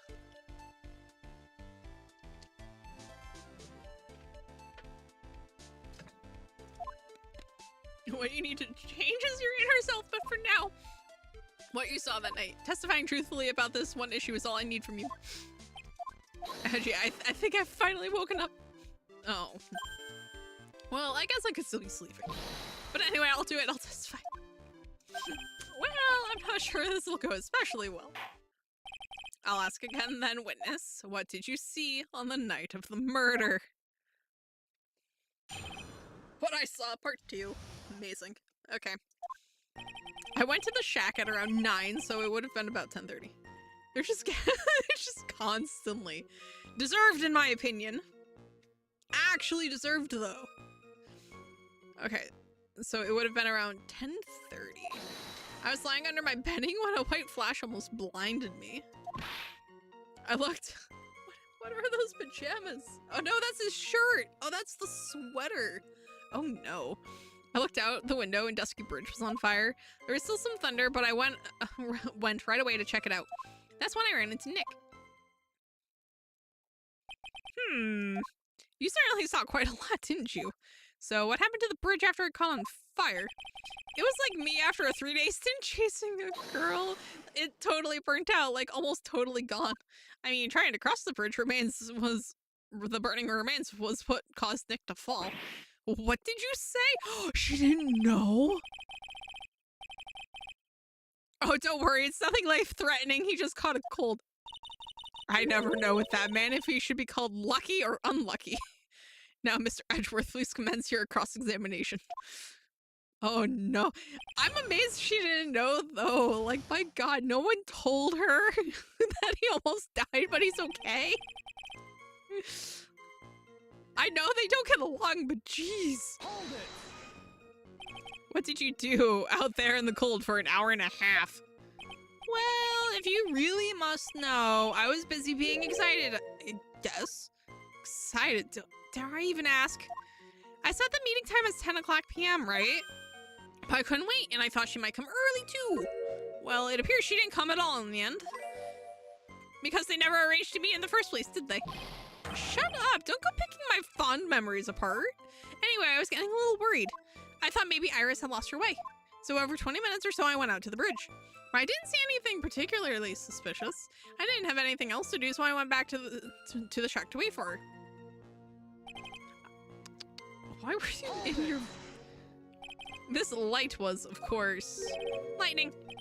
Like, kapow! Like a slap from Naomi, honestly, a big bada boom. I hate everything.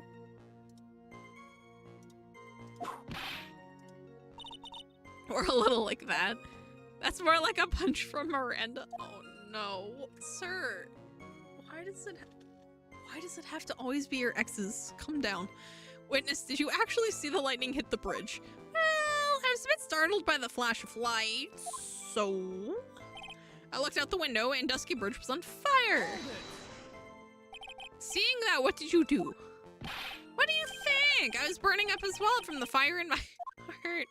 And that's why you went to take a look at the bridge. Well, to be honest, it was freezing cold, so at first I thought, forget it, I'm not leaving my covers. But it had pretty much stopped snowing, so I don't know, I changed my mind. I'm not sure I care for the forget it attitude you had at first, Witness. Well, you don't care for anything, so it's like, you know what? Hold it. Shush. You said right away, but exactly how long after the strike was that? The lightning fell, and then the bridge caught on fire. Maybe around 5 minutes? I mean, I suddenly thought, gotta go check this out. How far is this small shack from you were in from the bridge? Hold on. Well, it had pretty much stopped snowing. I guess about a 5-minute walk. And how did Dusky Bridge look when you got there? Like I had recovered a piece of my childhood. I mean, not even the bonfires kids make during school camping trips can compare. Well, should I press him for a little more info? Why didn't you call anyone? Why did you go to the bridge? So you suddenly thought to check out the bridge? Does this mean that you initially had no intention of doing so? Well, yeah, I guess it does. It was really cold. I didn't really want to go out there. If that's the case... Oh. My reasoning? Okay, reasoning, is it? I thought I'd never get a chance to see something so big burning. Hold it. So you decided to go and see what was happening? That's right, we're talking about a massive suspension bridge burning to high heaven. That's not something you see every day, a real specul... Like, really special? Can we really trust a witness who is unable to pronounce spectacle? Life seems to love hitting this poor witness below the belt. Well, my motto is to hit life back as hard as I can. I'll give you a few hits too if you'd like with my whip. He told me about the burning bridge yesterday, but there's still something that doesn't quite fit. It looks like, despite his change of heart, Larry isn't telling us the whole truth.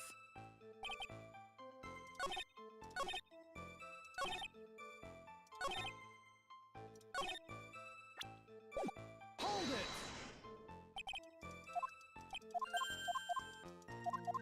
I want to see if it gives us the opportunity. Yep. Larry, let me ask you one thing. What is it, Edgy? What's with the serious face? Why didn't you call anyone? Huh? What do you mean? Normally, when faced with a towering inferno, one would try and tell someone.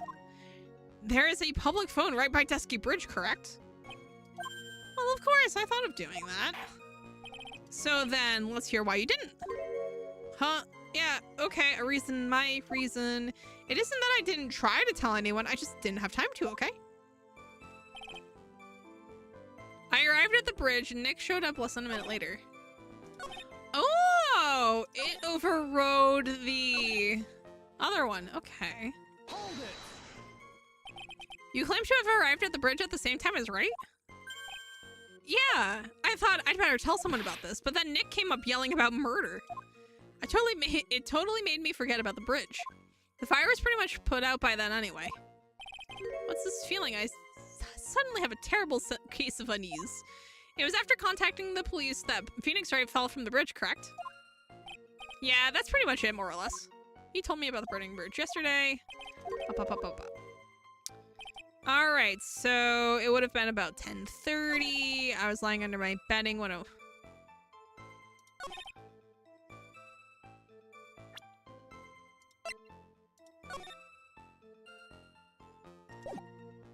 lightning struck at... Objection. Oh, maybe it's not that. Oh, it's not right there. Okay, cool. Oh, I put the save in the wrong spot. I'm gonna cry.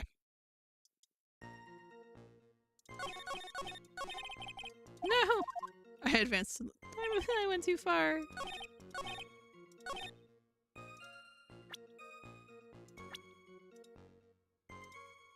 Objection. Cool.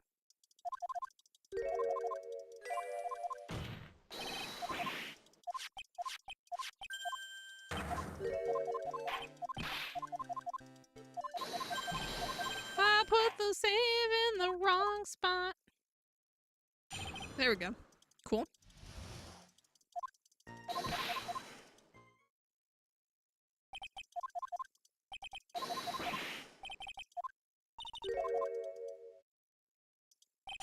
There we go.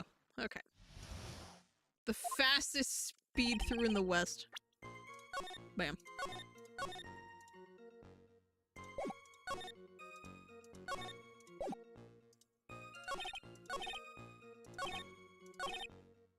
That's when I ran into Nick.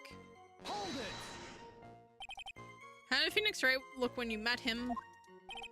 He looked like a beaten up mule. He was dead tired. I mean, he had run all the way from Hazakura Temple. He simply stood staring at me, breathing hard for a moment. How far is it to Hazakura Temple from the bridge? On his legs, a 15-minute run, I'd say. And that's when the murder was reported? That's right, and then he took a fall from the bridge. Oh, so that last one changes.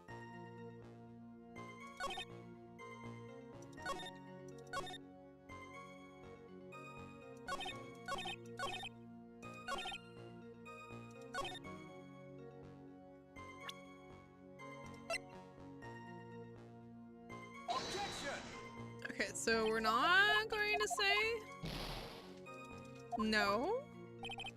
We're just accepting.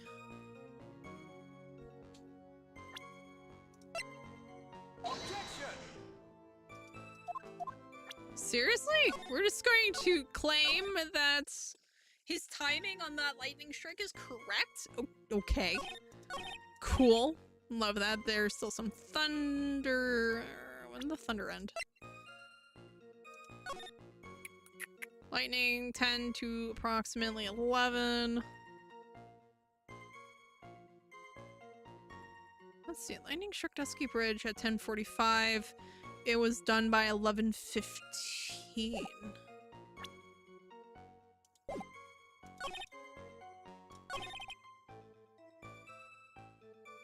Hold it! The lightning fell.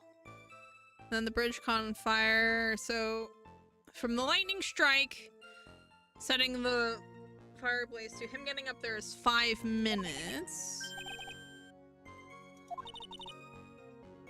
And then he's claiming to have...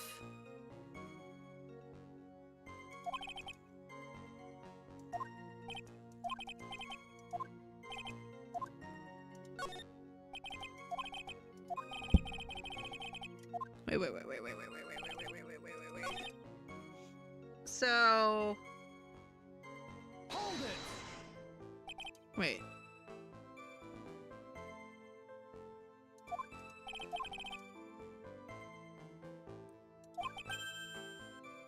Okay, so 5 minutes to decide to check it out.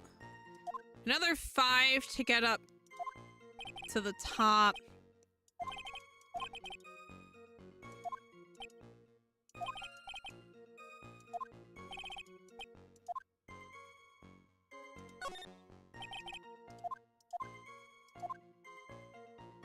So that would have put it at 10. Let's see. So it would have been burning for 10 minutes. So that would have been 10:55 for it burning. No, Larry. Cooperate. Where are you? Hold it! Alright, how did... Let's see. So, So, let's see. They arrived at the same time. Oh, wait, no. I need the phone.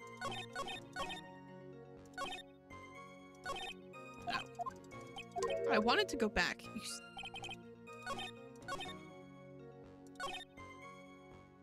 Here. Thank you. Now that it's cooperating. Yeah, so let's see. So...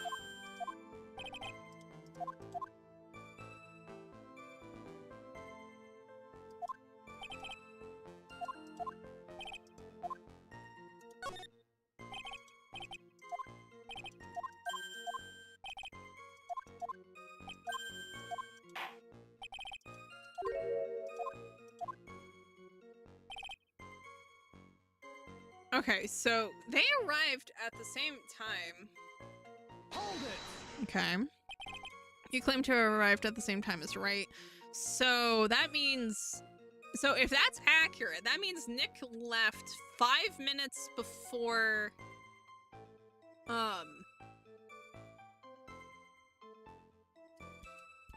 Yeah, so Nick left 5 minutes before Larry even considered getting out of bed to go investigate the bridge. Oh, Lord.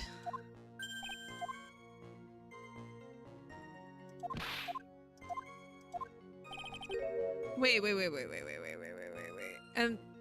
But it was almost all the way out? No, that's wrong. Yeah, no, that's wrong. Because it wouldn't... So... If... The lightning strike was at 10:30.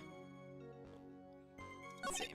So if his math is correct, and the lightning strike was at 10:30, then that means that he contemplated it until 10:35. He walked up to the bridge, arriving at 10:40, the bridge would have been out at 11. But the problem is that the bridge would not have almost been out when the two of them met up. It still would have been burning for like another like 15, 20 minutes.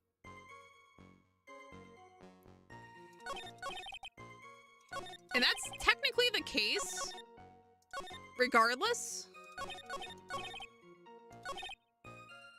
So I'm going to try presenting the weather report. Objection! Yeah, there it is. Your very existence being a contradiction. I'm not sure if you can grasp this or not. What the hey, Edgy? You make me sound like some sort of alien. But your testimony is conclusively contradictory. The problem here is time. I've never been the best timekeeper, you know. 3 minutes after Billy leaves on foot, you follow him on your bicycle. How long does it take for you to catch up with him? Trip terrible at those. This is much more simple. Let's see. You saw the bridge on fire, you immediately went to see what happened. This is correct. Yeah, well, I wasted about 5 minutes first, more or less. I have the weather data from the night of the murder here. According to this, the lightning fell at 10:45 p.m.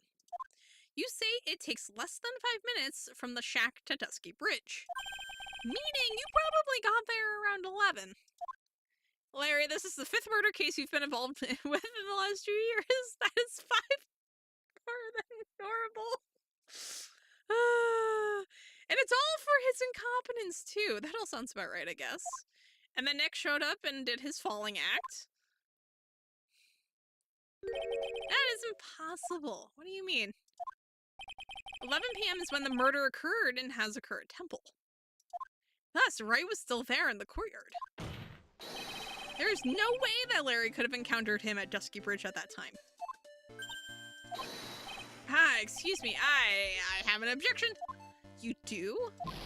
Edgy, how many times do I have to say this? I'm not Larry. It has not been proven that the murder occurred at 11 p.m. The sister only said around 11. In which case, it could have been earlier than that. Watch your footing there, Miss Francisca von Karma. The slope ahead is slippery. For there's still no way that Wright could have been at Dusky Bridge at 11 p.m. And why not? It is clearly written here in the weather data report. It took around 30 minutes for the bridge to burn out. Therefore, the bridge must have been burning until at least 11:15. Which means, what exactly? Wright did not see the bridge while it was being consumed by the flames that night. In fact, he did not arrive on the scene until after the flames had died down. Larry, you arrived at the bridge at 11 p.m., but Wright did not make it there until at least 11:15. I suggest you stop hiding things and just tell us the whole truth. Now then, what happened during these missing 15 minutes? I feel like I just got brutally woken up by toilet splashback. Oh god, Larry, that's disgusting. Sir. Order. Ah! So there was a missing 15 minutes prior to meeting Phoenix Wright. I hardly see that as much of a problem. Yeah, not much of a problem at all. Really? The bridge is burning before your eyes and there is a phone right next to it. Why then did you not report the accident? Yes, witness, why didn't you? Were you there simply to watch the bridge burn? And therein lies the problem. For even after the bridge had burnt out, he was still there. Staring into space, this witness didn't even attempt to fulfill his civic duty. That's what it sounds like. But this is Larry we were talking about, and even he is incapable of being so stupid. Which means there has to be a reason for his inaction. Edgy. I think it's about time I got serious with you, dude. Just as I thought, you've been playing with us all this time. Listen, I'm going to tell you everything. Are you sure you want to hear it all? Don't underestimate my power, Larry. Yes. I may really then say it. My god, very well. I have a terribly bad feeling about this, however. Let's have the witness finally give us the whole truth. Now, for this 15-minute gap, what were you doing, witness? I like how, to signify that this judge is Canadian, it's literally just a boot and eh. Literally, that's all they do to make him Canadian. Oh, and occasional hockey references. The missing 15 minutes. I'm an artist. What do you think I was doing? Sketching in front of the bridge. I was whipped up into a frenzy of art. The shock and awe that I was feeling, I transferred it all directly onto the page before I realized that the flames had gone out, and then he came running up.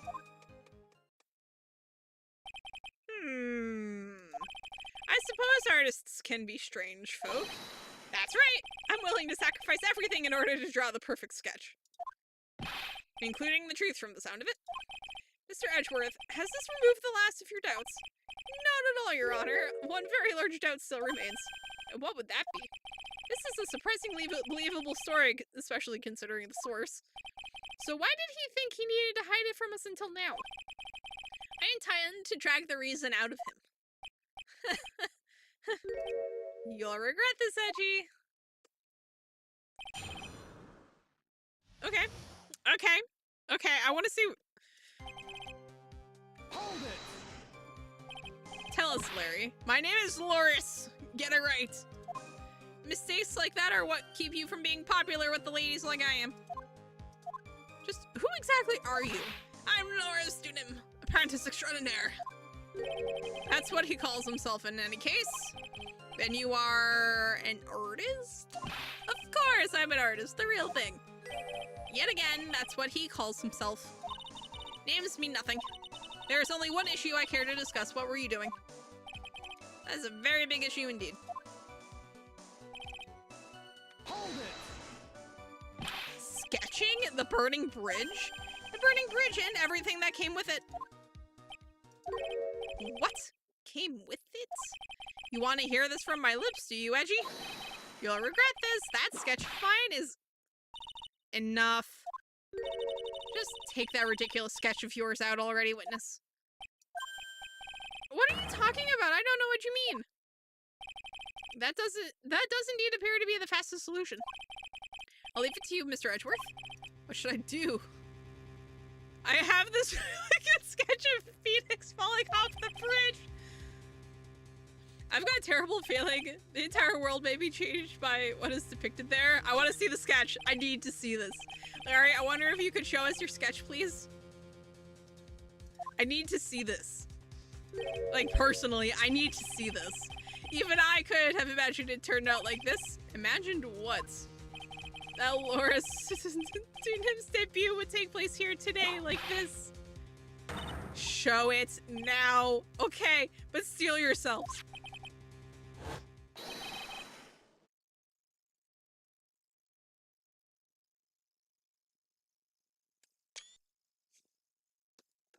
Also, that's a person.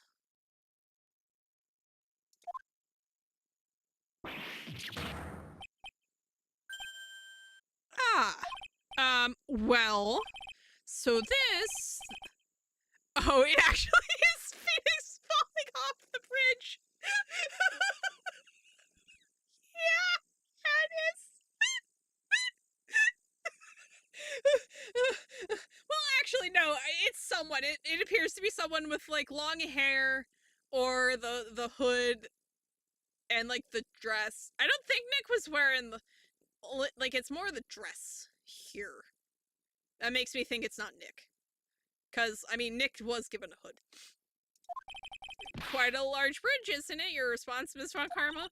Yes, well, it's a better drawing than I expected. Isn't it? Isn't it? I struggled to reproduce those flames. I really did. It's actually not that bad. Just in general. Like, those are, like, surprisingly well-drawn flames. This is going to get ugly.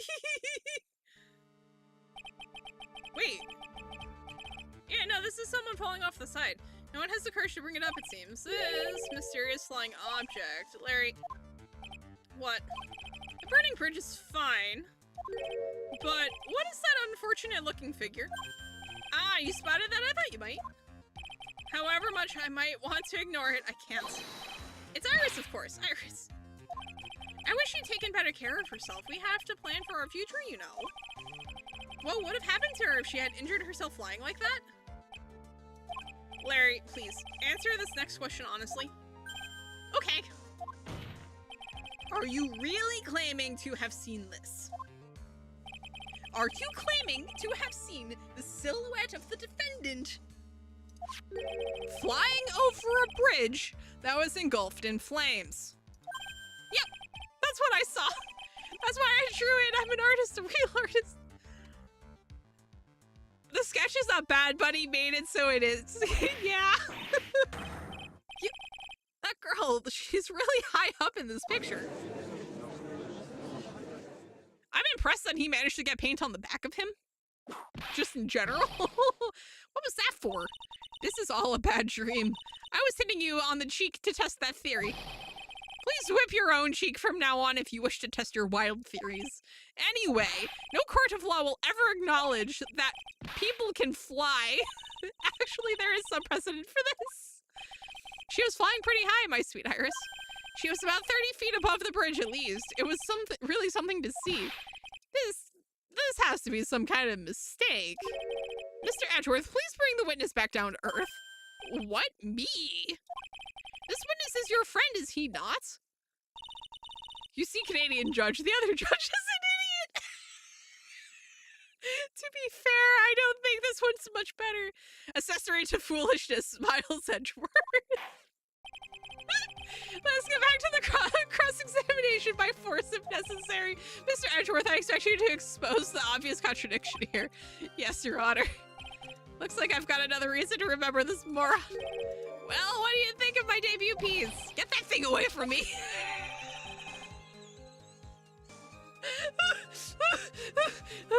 Horrible sketch, I'm sorry. Also, is it just me or is that bridge horizontal? Actually, no, maybe it is vertical. Now hurry up and cross-examine him.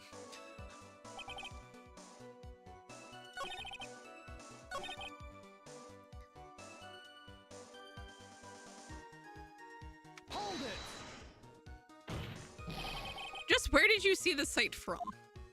Hey, no need to shout. When I was lying in bed in that rundown shack, the crack of the lightning bolt made me realize that the bridge was burning. I just watched it for a while from there, thinking how nicely it was burning. Then after about 5 minutes, I saw it. The defendant flying. That's right. That's when I decided to go to the bridge. I see. That all makes sense. Aside from the sketch itself, yes, the sketch doesn't make any sense. I just needed to convince the artist that his work is ludicrous. Hold it. You transferred everything directly onto the page, and that is the sketch here. Yep. Sensational, isn't it? Or should that be scandalous? It put my mind at ease anyway. It did? That's right. The reason she didn't come to me, even though I waited for her, was because she was trapped on the other side of the bridge. Could it be that Iris undertook that dangerous, desperate flight in order to reach me? That's gotta be it. All right, go me. Nice. Ooh. Continue, please. Hold it. You forgot the passage of time to that extent, did you? Well, once I get caught up in something, I tend to forget everything else. That's true. He's always been that way. I guess he's not lying about that, at least. Phoenix Wright appeared on the scene after 11:15. If he was drawing until then, that dispels all doubts.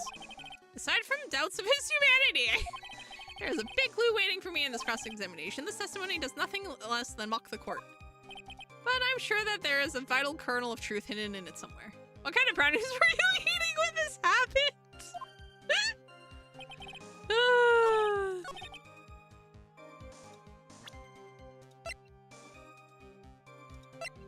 Actually, you know what? I'm going to...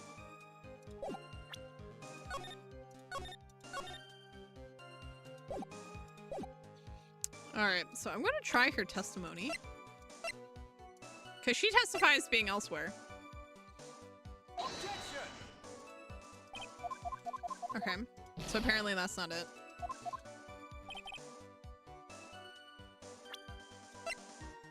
Objection. There we go.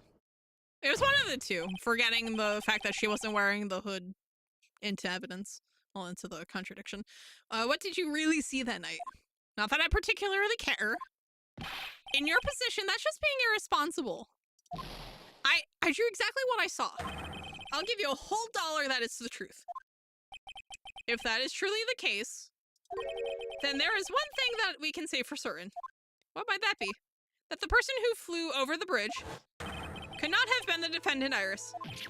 What? What do you mean? I don't understand. A foolhardy folly of a foolish statement by an equally foolhardy fool. How exactly can you make this claim? Tell us, Larry. According to this picture, the individual whom you say you saw was wearing a hood, correct? Of course she was. That rundown shack is quite away from the bridge. The hood is what told me that this floating angel was my Iris. The hood is my darling Iris, and Iris is my darling hood. What? It seems there are bigger fools in this world than the one at the defense's bench.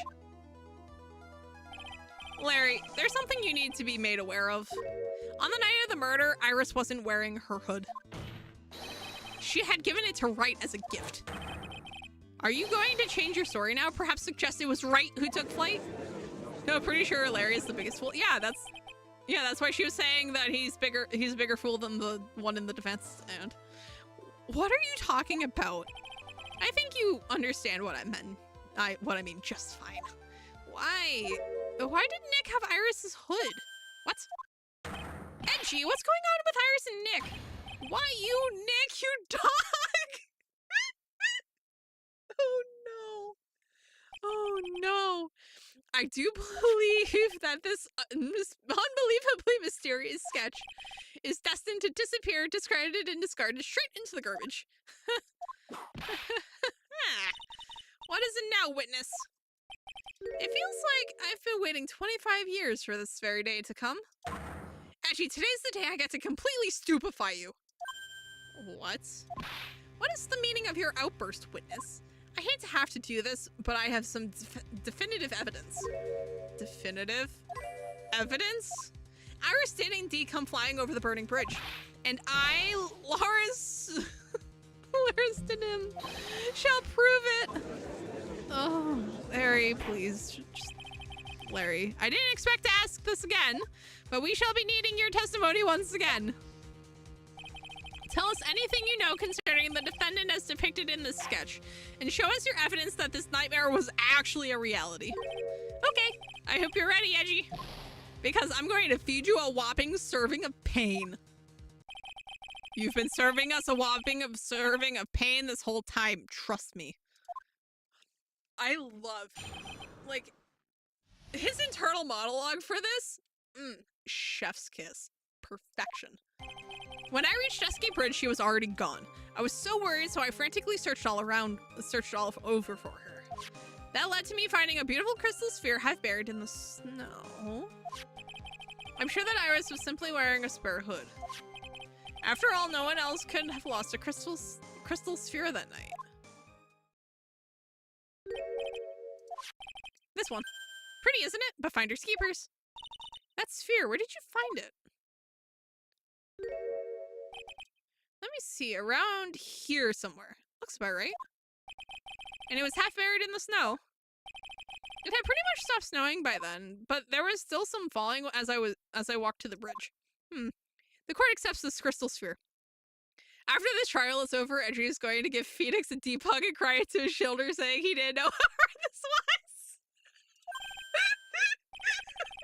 I don't think he would ever admit it, but no, you're right. You're so right.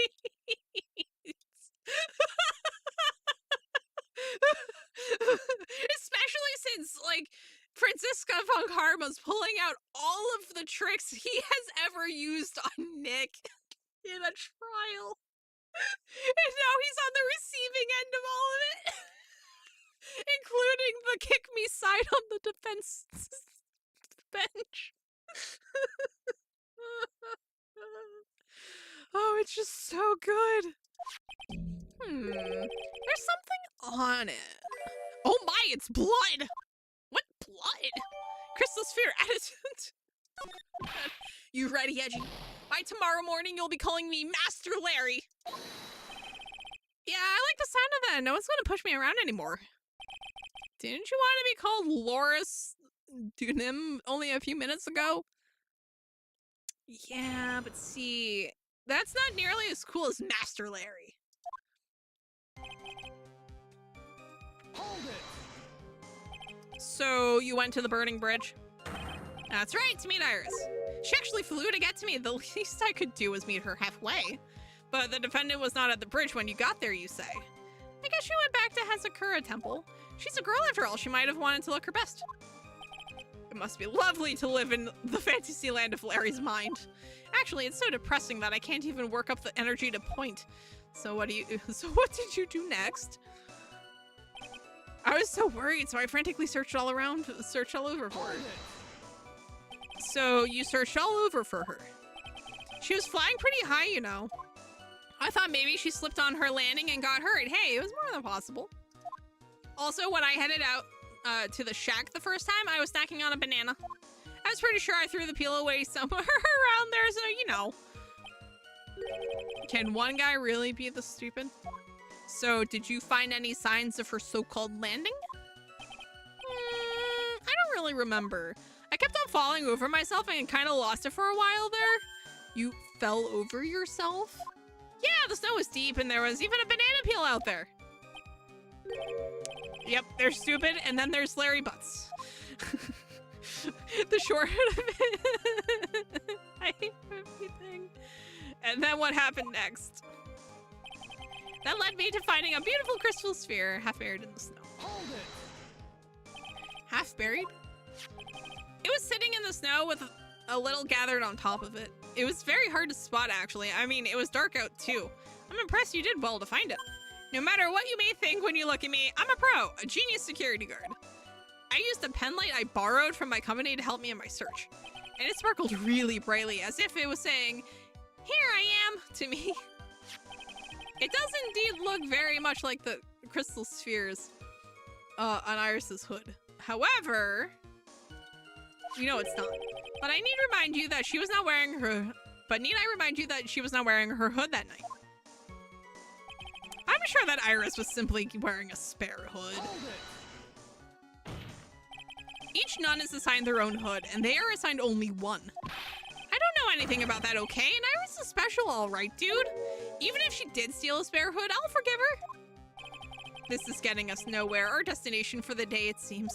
However, this crystal sphere was found near the bridge. That is a fact. If it didn't come from a hood, where could it have come from? That is the question I am to answer.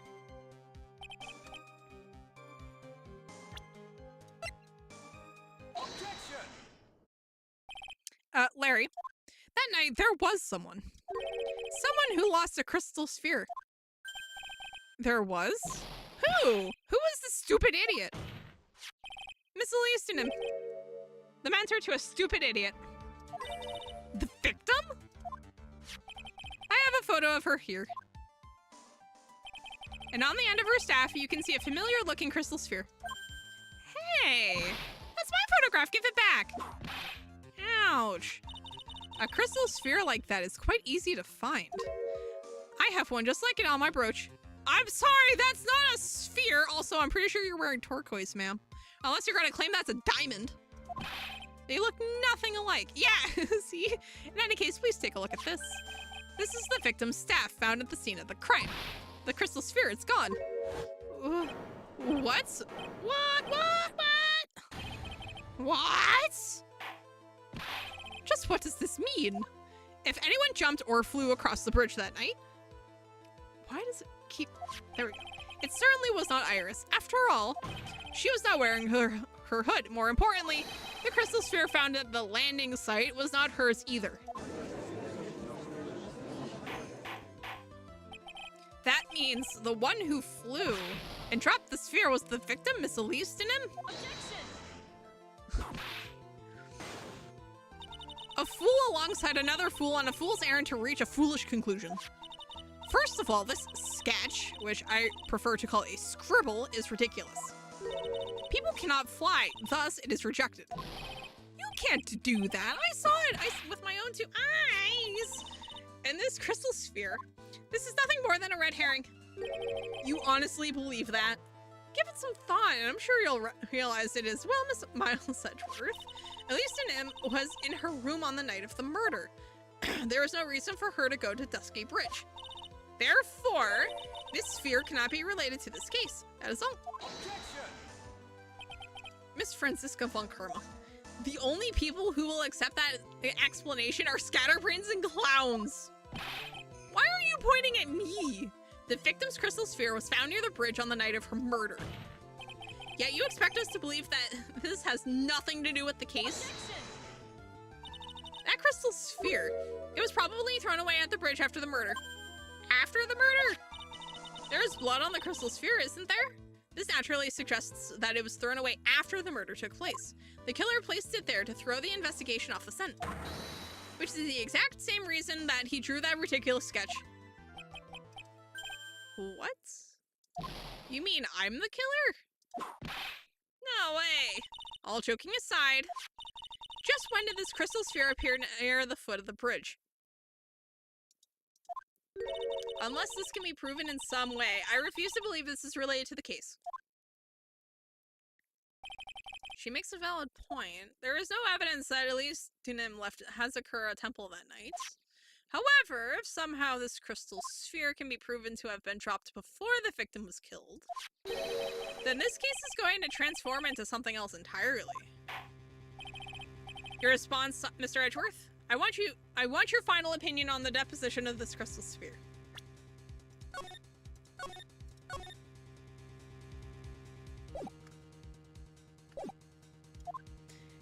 If it is not related to the case, then this witness who you called will have been nothing more than a monumental waste of time. Prepare yourself for some very appropriate punishment, Miles Edgeworth. Can I prove it? Can I prove that it was dropped before the murder took place?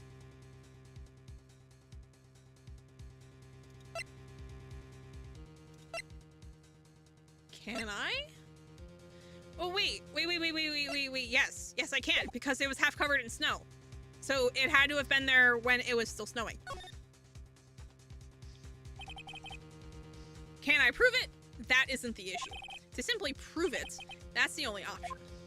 That's what he'd do. He would just prove it. That's the way Phoenix Wright would do this. Your Honor, allow me to prove something to you. I will prove that this crystal sphere is a vital link to solving this case. You will do what? That look in your eyes. You remind me of Phoenix Wright when he is cornered. That should come as no surprise. Because right now, I am Phoenix Wright and I am indeed cornered. Imagine you were getting some serious imposter syndrome. Evidence that proves that the crystal sphere was in... Take that! Your response, Ms. Von Karma? Birds of a I think one such bird is calling for its fellow now.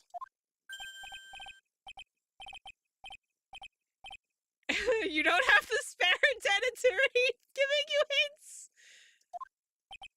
Just trying it's as though... What? What do you mean the weather report doesn't prove? I'm screaming.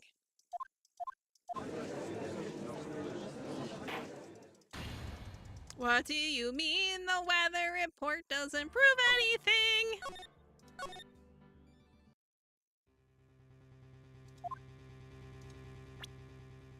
So, it was half buried in the snow near Dusky Bridge the night of the crime. Has blood on it. Alright, so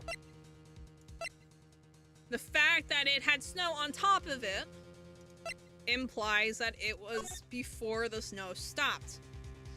Right? So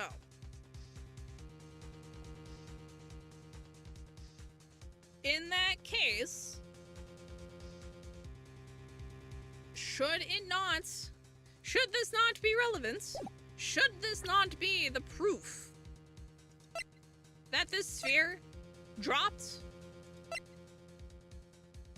before the scene of before the crime? Alright, so that definitely doesn't tell us anything in general. This doesn't have her staff in it, just full stop, so that tells us nothing as well.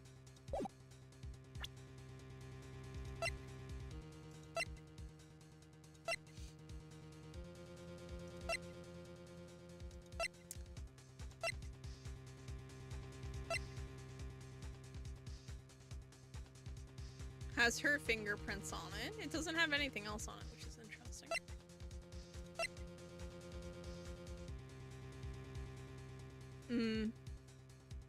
Yeah, no, I don't know why it's not taking... Like, I'm not sure why it's not the weather data, is like the thing. Because the weather data should prove that the sphere had to have been before the murder, because before the murder it is still snowing.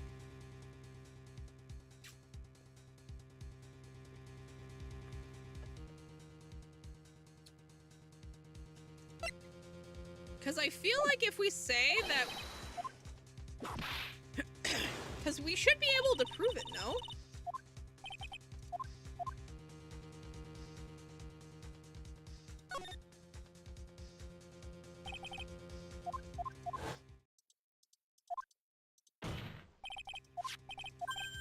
Yeah, so we're going to prove it.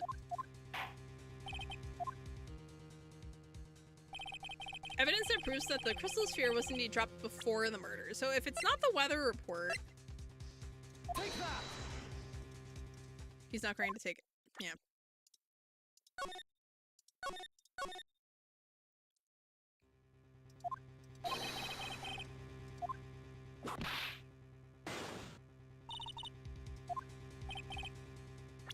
Now I'm just going to move the save up to about here. You know what? I want to see what happens when I say no. No matter how I look at it, it's not possible. It is certainly strange that the crystal sphere was found near the bridge, but perhaps it is just a curveball from the killer. Oh well. Aha! What is this? Hey, Edgy, you're a defense attorney, aren't you? If it was Nick standing right where you are now... If it was Nick, do you think he'd give up? No, he'd find the truth no matter what it took, no matter how crazy it seemed. So the implication is that I actually can prove... Okay, so it's saying that I actually can prove this. At this moment, I'm standing where you should be, which means there's only one thing to do. Think like you. Okay, yeah, so I can actually prove it. Okay, so it's just a matter of figuring out how.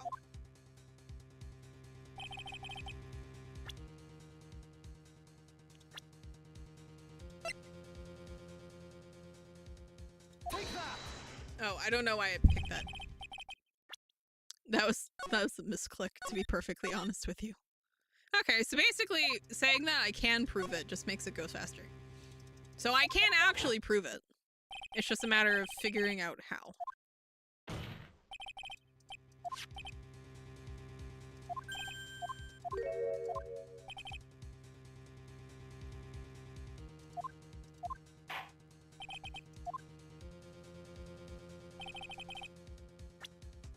Okay, so it's not this. I'm fairly certain it's not the weather. So let's see. That doesn't tell me anything. Scroll doesn't tell me anything. Though I do want to take another look at the scroll. Okay, that doesn't tell me. Yeah, that genuinely doesn't tell me anything. Okay, good. So, let's see. Iris, the sword received before the lights out. Bell, the night of the crime, protects from evil spirits.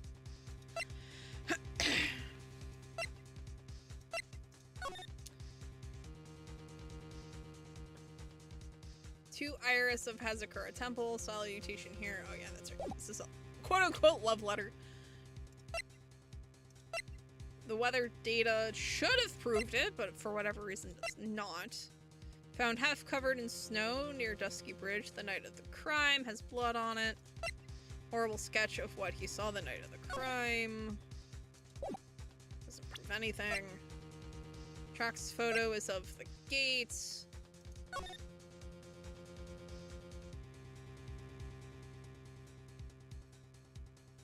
Yeah, like, she doesn't even have her staff in this picture. Because I think it's, like, somewhere off to the side, like, behind her. Which is weird. I'm gonna try this. Oh my god. To prove the sphere, you present the sphere. I hate everything. Why not just use the weather data to do the same thing? Why do you have to present the sphere? Because you just got it? Because we've used the because we've used the weather data too much? This crystal sphere is half buried in the snow, correct? That's right. If it hadn't stopped snowing, then it would have been game over. The snow would have totally covered it. That's all I need to hear from you, Larry. Your testimony makes one thing quite clear. What? When the crystal sphere was dropped, it was snowing, even if it was ever so slightly. Snowing? On the other hand, let us look at the scene of the crime. As proven earlier today, there is no snow on the victim's body. Ah.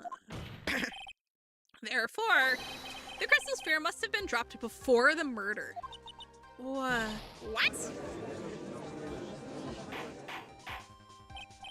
Order, order, order. On the night of the murder, the victim did indeed go to Dusky Bridge. And there is something occurred that caused the staff's crystal sphere to come loose. What could that have been? This sphere. There is some blood on it, isn't there? Allow me to raise a certain possibility at this junction. The real crime scene was near the foot of Dusky Bridge. Objection! The murder didn't take place in the Hazakura Temple courtyard. Only a fool would suggest such a foolish piece of absolute foolishness. Just who is the fool and which part is so foolish, Miss Von Karma? Have you been paying any attention this whole time, Miles Edgeworth? The sister saw everything. She saw the victim being killed by the defendant on the Hazakura Temple courtyard. Objection! That's not exactly true now, is it? To put it more precisely, what she saw was the murder weapon being removed from the victim's body. That's the same thing! No, it isn't! You said it yourself. Very little blood is actually lost at the moment of a blade's insertion. If you want to talk about when the most blood would be lost from a body, that would be when the blade is removed. If that statement is the truth, then Dusky Bridge could very easily be the scene of the murder. The murder weapon was not removed, therefore there was no bleeding. Objection! You are forgetting one vital thing, Miles Edgeworth. At least the student's body was found in Hazakura Temple. On foot, it takes 15 minutes to travel from Dusky Bridge to Hazakura Temple. You mean to suggest someone carried the body all that way? The snowmobile. I've made it this far. The only place to take this is to the end. I just need to prove my version of the events is perfectly plausible.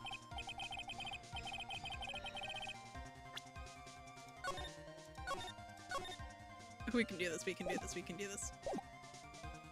Oh.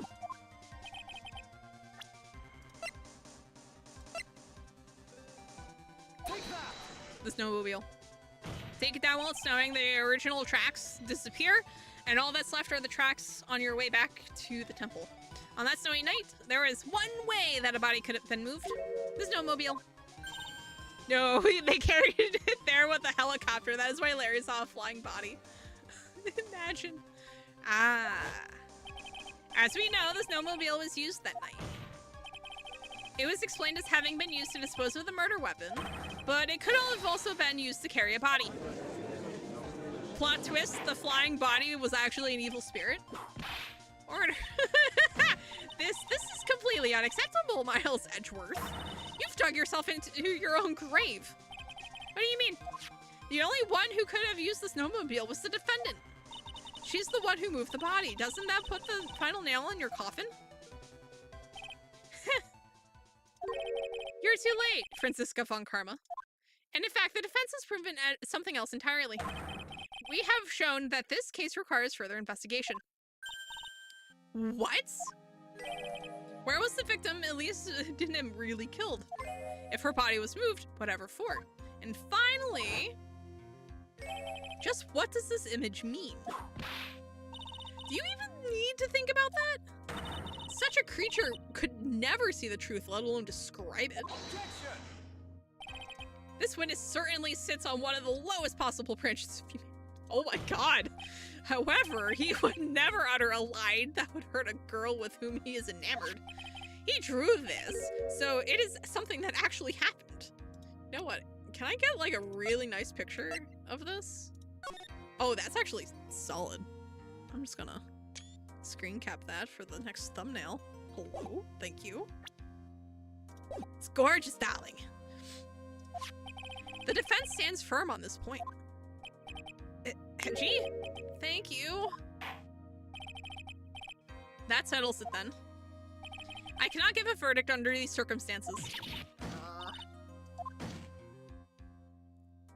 Right, I seem to have fulfilled my part in this. It's just as I thought. Franziska von Karma, you make a wonderful partner. Excuse me? There was one reason and one alone for me being here. To expose the darkness lurking in this case and then pass it on to Wright. Really? That's what this was all about? You could have just told me that from the very beginning. Miles Edgeworth. I don't care about what you were here to do. This was my chance to finally grind you under my heel. A shame that your chance seems to have slipped you by. What a shame, Francie. This is all your fault. I demand satisfaction. You're not getting any, Franziska. Oh god, okay, maybe she is. I cannot believe that the witness's testimony relates to an actual event. However, there has to be some sort of answer for the questions it raises. Have his words here today been the truth or lies? Next time we gather in this courtroom, those are the matters that shall be addressed. I'm counting on thorough investigations by both the defense and the prosecution. And with this, the rest is up to you, right? No! No! Give me Edgeworth for the rest of the case. No! No! No! Edgeworth, come back!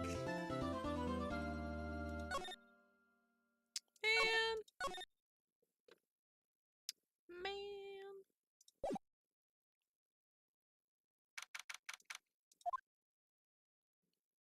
Oh, he's still in intensive care. I'm still up at this hour reading through the trial record of a certain case. It's the first case my mentor, Mia Fey, had ever handled in a court of law. The horrifying truth that I refuse to accept is holding me hostage here within its pages. Dahlia Hawthorne. What I have read, I don't want to believe. What is written here? This isn't the Dahlia I knew. After falling into Eagle River, I was somehow miraculously saved. But I ended up catching a cold that seemed to knock me around the world and back. I feel dizzy, my ears are ringing, my throat burns, and my head is on fire. But I will recover. I have to recover by this afternoon. I have to meet with the most ill-tempered witness imaginable. But I know that he will be able to help me with him. Somehow. Oh my god, Edgeworth. Right? Are you sure you're well enough to be doing this? You still look a little green in the face. Or maybe Viridian in artist speak. Actually, my fever has gone down quite a bit. How's your temperature now? Only 102.2! Sir, what? Go back to bed! No! Nothing to worry about. Anyway, I read today's trial record. You weren't bad, Edgeworth. Pretty impressive despite the circumstances. We're not in the clear yet. The main point of contention tomorrow is going to be the murder weapon. Yeah. In the end, the seven branching blade, whatever it's called, did not deliver the deadly blow, which means there must be another sword hiding out there that we don't know about. Another sword, huh? Don't you worry about a thing, pal. I'll dig up the murder weapon myself, or I'll eat my coat. Thanks again, Edgeworth. I'll handle things from here. That is probably for the best. Actually, I was thinking about paying the old precinct a little visit. There's something I want to look into, and that is our clan's background, naturally. Oh, you mean Iris, sir? I have the feeling that we've met before. All I want is confirmation one way or the other. And since I probably won't be getting that from you... I'm sorry, Edgeworth. I bid you adieu, right? Take care. Wow! That was actually really pleasant. What a lad. Guess I should get moving too. Why? Do you need to be somewhere? Yeah, I gotta get to work on this bridge, pal. I'm rigging something up so we can get across to the other side. That's right, Maya's still stuck over at the Inner Temple. But don't you worry, pal. As soon as it's all set, you'll be the first to know. Thank you, Gumshoe. No problem, pal. Just Try not to give me that cough of yours, okay? Alright, I'm off. Oh, Lord. Hang in there, Maya. We'll get you out, I promise. But in the meantime, I've got to continue collecting evidence. My god, this man's... That thing looks like it's ready to collapse, at least more than it did before. According to Bikini, Eagle Mountain is very prone to earthquakes. Which reminds me, if my memory serves me correctly, Edgeworth isn't exactly a fan of earthquakes. There's a narrow path going off in a different direction than that of the main hall. Looks like someone's taken the effort to write to Heavenly Hall on the signpost. Now it really is more of a dusty bridge than a dusky bridge. That kidnapping incident happened here 11 years ago, so maybe it's cursed too. Hazakura Temple doesn't have a single private phone line, and there aren't any houses in the area, so I guess Bikini is the only one who uses this. I really wish I had brought my cell phone with me. Sir, you still don't have your cell phone? It looks like it's about 20 yards to that cliff over there, but I can't see the inner temple from here. I really hope Maya's okay. Alright, that is everything here. Let's get out of here. Let's go to Heavenly Hall. See. Looks like no one's here. Larry! Loris! I was sure he'd be hiding here. Guess I'll try again later. But it gives us a chance to examine it by ourselves. This is the famous Eagle River. I gotta try out its rough rapids the other night. They say it has a really strong current, and they weren't kidding. It's both powerful and fast flowing. I was dead lucky. I mean, lucky not to be dead. It's true. That stuff is really ruining the beautiful atmosphere around here. It's so inappropriate. Like Sister Bikini and a bikini shutter. I've got to think of kittens. Oh no. Why are we like this? That's Dusky Bridge up there. It's amazing how clearly you can see it from so far away. Larry supposedly saw everything through the shack's window. Not much light gets down here, so it must be pitch black at night. But this area was probably illuminated that night because of the burning bridge above. Look at this graffiti scrawled right on the front of the shack. At least he managed to get a pretty good likeness. When I really think about it, I guess art kind of suits him. I mean, his very existence is an art of sorts. Yeah, no, he actually did surprisingly well, especially on this portrait of Iris. The snow is really piled up on the straw roof. It's otherworldly, like something out of a fairy tale. Well, the roof part, anyway. The sign says Heavenly Hall. I guess it's pretty fitting if you spent a night in this little freezing shack, you'd probably find yourself at the pearly gates by morning. Amazing. Alright. And interesting that it's got a dock. What is that for?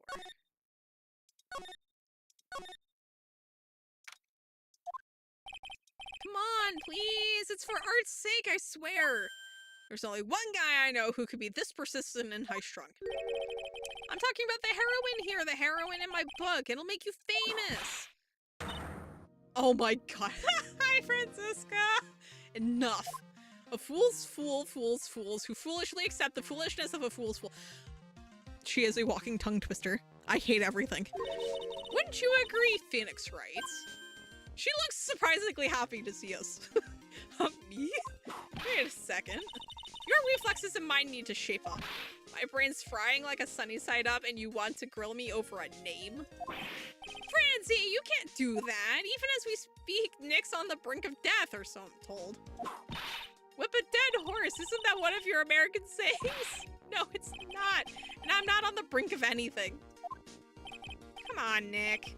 Tell her, would you?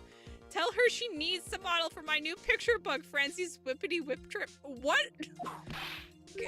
Before you ask me to model, learn to give at least semi-coherent testimony. And before that, you'll have to learn how to live a semi-coherent life, Larry. I don't care what anyone says. I'm telling the truth. I saw what I saw. She flew, I'm telling you. Whoosh! Just like that dude with the red underwear. Don't think I'm going to forgive you guys when you come crawling back to apologize. Off he goes. It's amazing how little has changed with you in the past year, Phoenix, right? Oh my god, she's actually here to talk? Okay. Have you been in Germany all this time? That's right, extending my perfect win record naturally. Oh joy, sounds like she hasn't changed a bit. Has it really been a year since we first met? I'm Franziska von Karma, the prodigy. I see. I gave up a promising career in Germany and came to this country for one sole reason. Revenge. Franziska was born and raised in Germany and became a prosecutor at the age of 13. Her father was the legendary prosecutor Manfred von Karma. He had a perfect win record for 40 long years, but now he is gone from this world. Wait, is he dead? Wait, is he dead? When did he die? Oh, actually, oh yeah, no, actually, we put him in prison. That also takes you away from the world. That's right. Don't tell me you still hold a grudge against me because of what happened to your father. There's the grudge. Phoenix Wright, you will fall before me. This, I promise. But it will be for my sake, not my father's. Are we clear? Yes, Crystal. Amazing. In truth, I was shocked. I came back to America with the intention of defeating you. Instead, it was my little brother who was leading the defense. Aww! That's sweet. Oh my god, I love it. I love it. Edgeworth, come to think of it, Edgeworth was pulled into being a prosecutor by Manfred von Karma as well. Miles Edgeworth told me something very interesting, you know. He said this case has a special significance to you. Because it does. And that's precisely why I'm here. Your personal involvement will make crushing you into teensy-weensy pieces all the better. It's probably the fever, but she's so openly hostile that it's almost kind of cute. I mean, Nick? My god. I think it is the fever talking, sir. No smirking. Sir. Sir. Sir, please. Wait. Why are you not in here? Okay, fine. No whipping the sick. That foolish fool doing such a foolish favor for such a foolishly foolish fool. Edgeworth. Make no mistake, Phoenix Wright. I came here for one thing and one thing only, to pulverize you. It's not like I thought you were here to bring me some cold killer X, you know. I went over the whole case file on the flight over. You read the whole thing? Yes, every last word of every last sentence of every last paragraph. All the ridiculous things you did made it a very interesting read, you know. Attempting to cross a burning bridge. Did you even consider the dangers? No. The only thought in my mind was I have to get across. A fool who doesn't think is more foolish than a fool who foolishly thinks. Gumshoe said he'd let me know once the bridge was repaired. I hope she's gotta be okay. I just know it. Plus, I need to ask her about what really happened at the Inner Temple that night.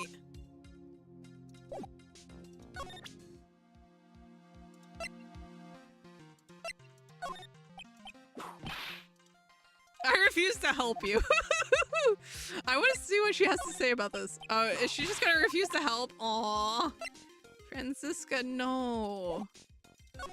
Why do you gotta be like that?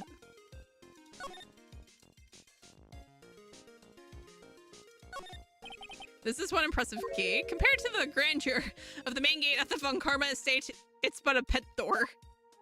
My god. It looks really idyllic with all that snow on it, don't you think? All that snow? Don't make me laugh. This is but a light dusting where I come from. Don't make things up just because you think I'll never get to see it for myself. Oh no! I'd love to know what that thing was used for on the night of the crime. Still thinking small, I see, Phoenix, right? Or perhaps not at all. That's why you will never defeat me. Sorry to bust your bubble, but I don't recall ever losing to you. It's time for us to settle this once and for all with one final showdown. Looks like she mentally blocked out my victories from her memory. Oh no, cool snow bro, but it's better. Exactly. Oh, I just love her. I love Franziska. She's so just like, no, mine's better. Oh no, she's so good. I love her. It's a quaint little bell tower. I never would have thought that something this horrible was about to happen when Iris rang the lights out bell that night. You can see the main hall from here. I wonder how the head nun is holding up. Oh wow, is that an inkling of human kindness I sense? Ow, do you enjoy causing other people pain with that sharp tongue of yours? It's nothing compared to the pain you cause with that leathery whip of yours. Also, wow, yeah, no, she actually showed like a hint of compassion. Are we sure Francisca's not sick? That she doesn't have like whatever it is that Nick has? Are we positive? Also, are we positive she has not been replaced with a doppelganger? Have we considered this? Have we considered that this is not actually Francisca von Karma? That was one long... Oh, that was supposed to be a sigh? Oh my god, it's Bikini. My, I didn't know you were here. How are you doing? You don't have to pretend to be in a good mood for my sake. I suppose I've made a terrible mess of things, haven't I? I let Mystic Elise die, and then there's Iris as well. Mystic Elise, now that I think about it, There's an acolyte stuck in the inner temple, and that poor little girl has gone missing too. That little girl? You don't mean Pearl, do you? Yes, I'm afraid I do. She hasn't been seen since the morning after the incident. Pearl, she's missing? Why didn't anyone tell me about this? I must be getting old. I think I've seriously lost faith in myself. Are you talking about your performance at the trial today? You believe me, don't you? I'm not a liar. I would never lie. I know what I saw. I saw Iris pull that sword from Mystic Elise's body that night. Yeah, you kind of really screwed things up, didn't you? Yeah, she did. I'm certain of it. At least, I was until this morning. I don't see any Cyclox, so she must be telling the truth.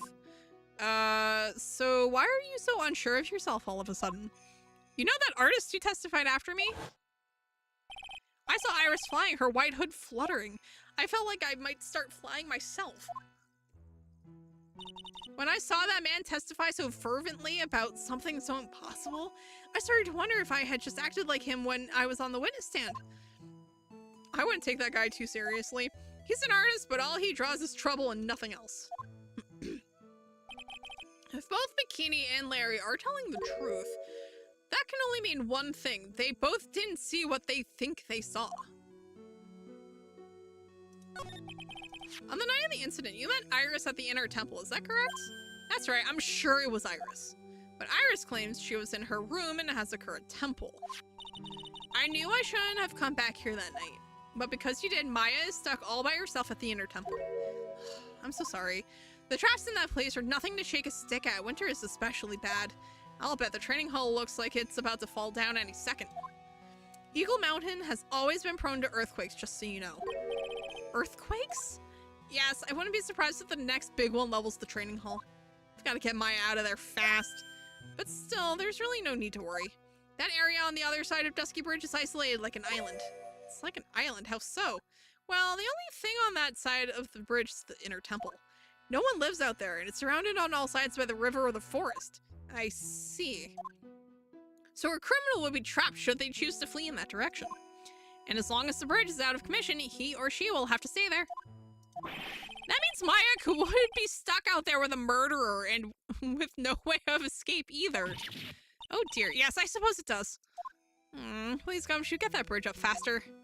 I'm curious about a few things, if you don't mind answering some questions.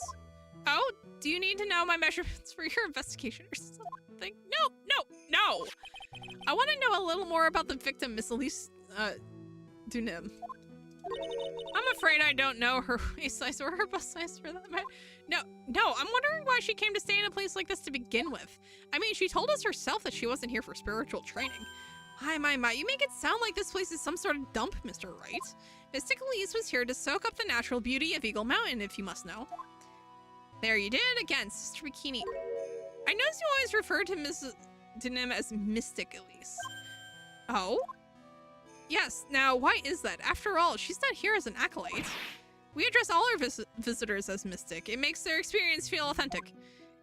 And anyway, she's older than me. You must respect your elders, you know. How do you know that? How can you say for sure that she's older than you?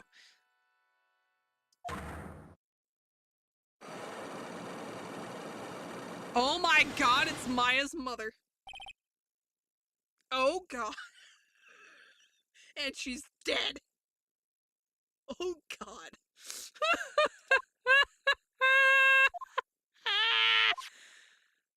Oh no.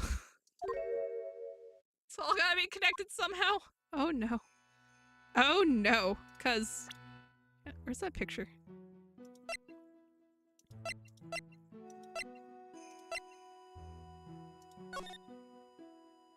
Oh hey, look.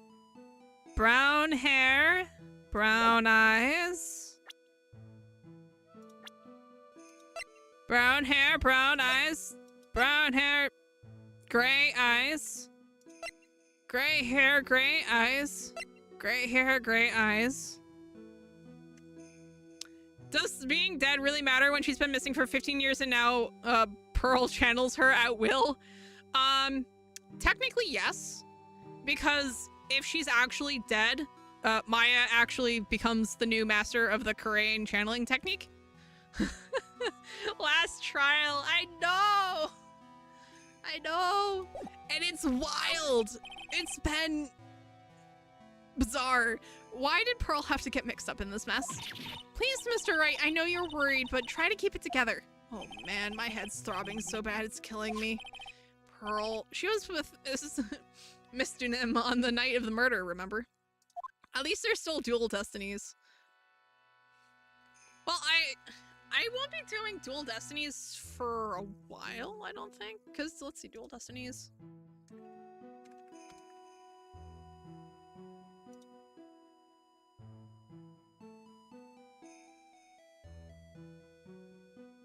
Yeah, actually, is it even on... Actually, let me see. Is it even on Steam? The stream lagging, yeah. Yeah, no, it's been very well behaved, all things considered. But, okay, so it's actually not on Steam. So I would have to find a way to actually do it. Let's see, it's on the Switch. It is on Steam? No, it's not.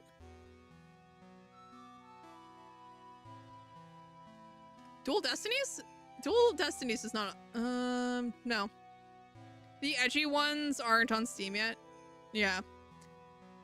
But no, Dual Destinies is not on Steam. Apollo Justice Ace Attorney Trilogy, that's here. Actually, you know what? I wonder. Can I go through this one to go to Capcom? Lists.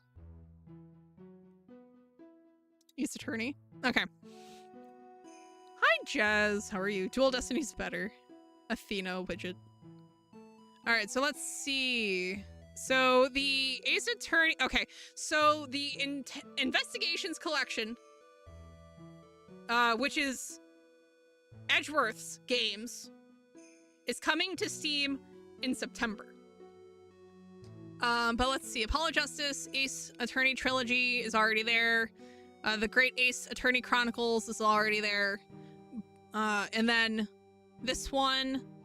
And then, for whatever reason, they put Ghost Trick in the Ace Attorney list. For some reason. Guess what? In my country, Apollo Justice Trilogy is $1,500. Oh my god, disgusting. Yeah, no, it's like $50 here. And I'm like in the States, so it's like pain and suffering. Like for us, just, ugh. Yeah, no. I can't imagine it being that much. Also, Jez, speaking of things that are on sale, or on Steam. Okay, so, Jez, while I'm looking at Steam, apparently the Outlast Trials is on sale for 33% off. Should I wait to see if it goes lower? Because that puts it to $26.79. Free from work? Huzzah! But yeah, no, Dual Destinies is not on Steam, so I would have to wait for that one specifically. Either that, or I'd have to set my capture card back up and then play it on the Switch. Which I could do. It's just that I don't currently have it set up. because I needed space on my desk and it was in the way. So eventually I'll need to get that set up if I'm going to do Dual Destinies. I didn't see the little darling even once after we'd finished eating dinner. Oh no. The murder. It didn't take place right in front of her innocent eyes, did it? We can only hope. It depends. Do you want to play it bad enough to spend $27? Well, and I'd be able to like play it with you and Assassin or whoever else it was in the group that also plays. So it kind of depends. Like, I don't mind $27, but if it tends to go lower, I will gladly wait for it to do so. Ooh, excuse me. According to the detective, she hasn't turned up at her home either. Oh no. Come on, keep calm. There's one place left where Pearl could be. Dual Destinies is the Apollo Trilogy? Oh, so it's a different name on Steam. Oh, okay. Good to know. Wait, no it's not. Because Dual Destinies is Phoenix Wright. Isn't it? I mean, yeah, but it needs to be worth it to you. We have other games we can play together. Fair. Fair! Come on, Gumshoe, tell me you'll be done with the repairs soon. Alright. I've only seen a layout like this when I saw this really old Japanese movie on TV. It was also released for Nintendo Switch, PlayStation 4, Windows, and Xbox One in 2024 as part of the Apollo Justice Ace Attorney Trilogy compilation. Oh, okay. But yeah, no, because it's by itself on the Switch. So if it's part of the Trilogy compilation, then I will just snag it off Steam at some point. But right now it's like $50, so I'll probably just wait for it to go on sale. Plus I have like a bajillion other mystery games currently in my Steam library that I want to do. I'm pretty sure I also have like Return to Monkey Island.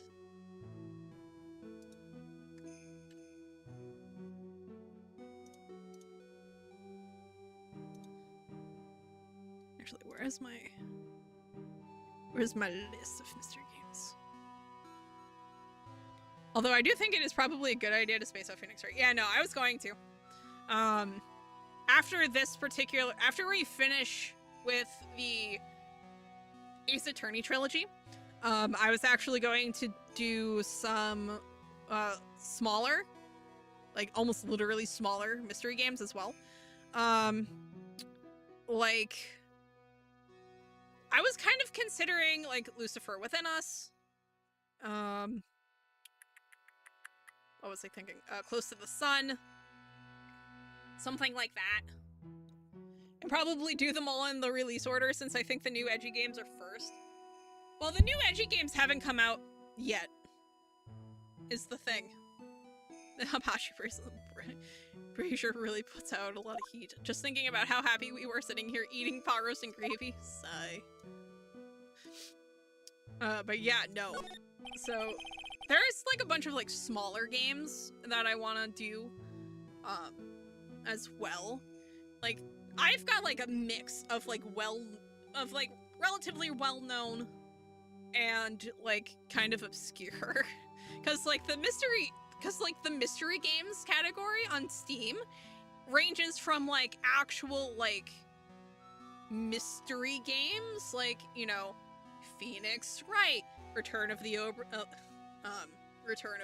Dinn.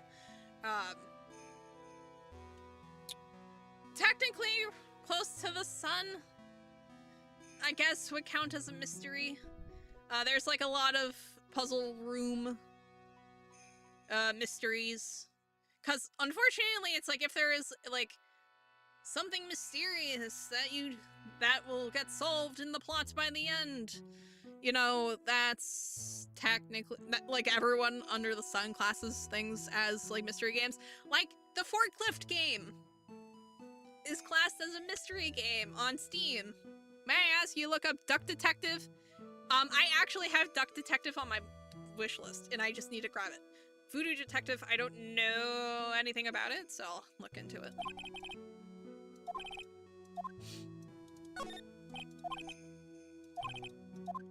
Okay, nothing has really changed in here.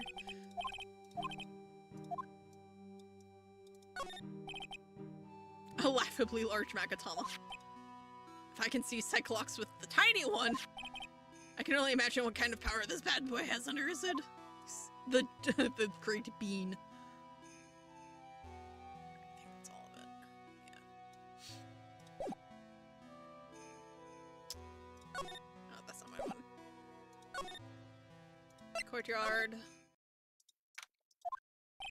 This is where Sister Bikini witnessed the incident. It's hard to imagine she was lying on the stand, so maybe there are some clues that have yet to be found.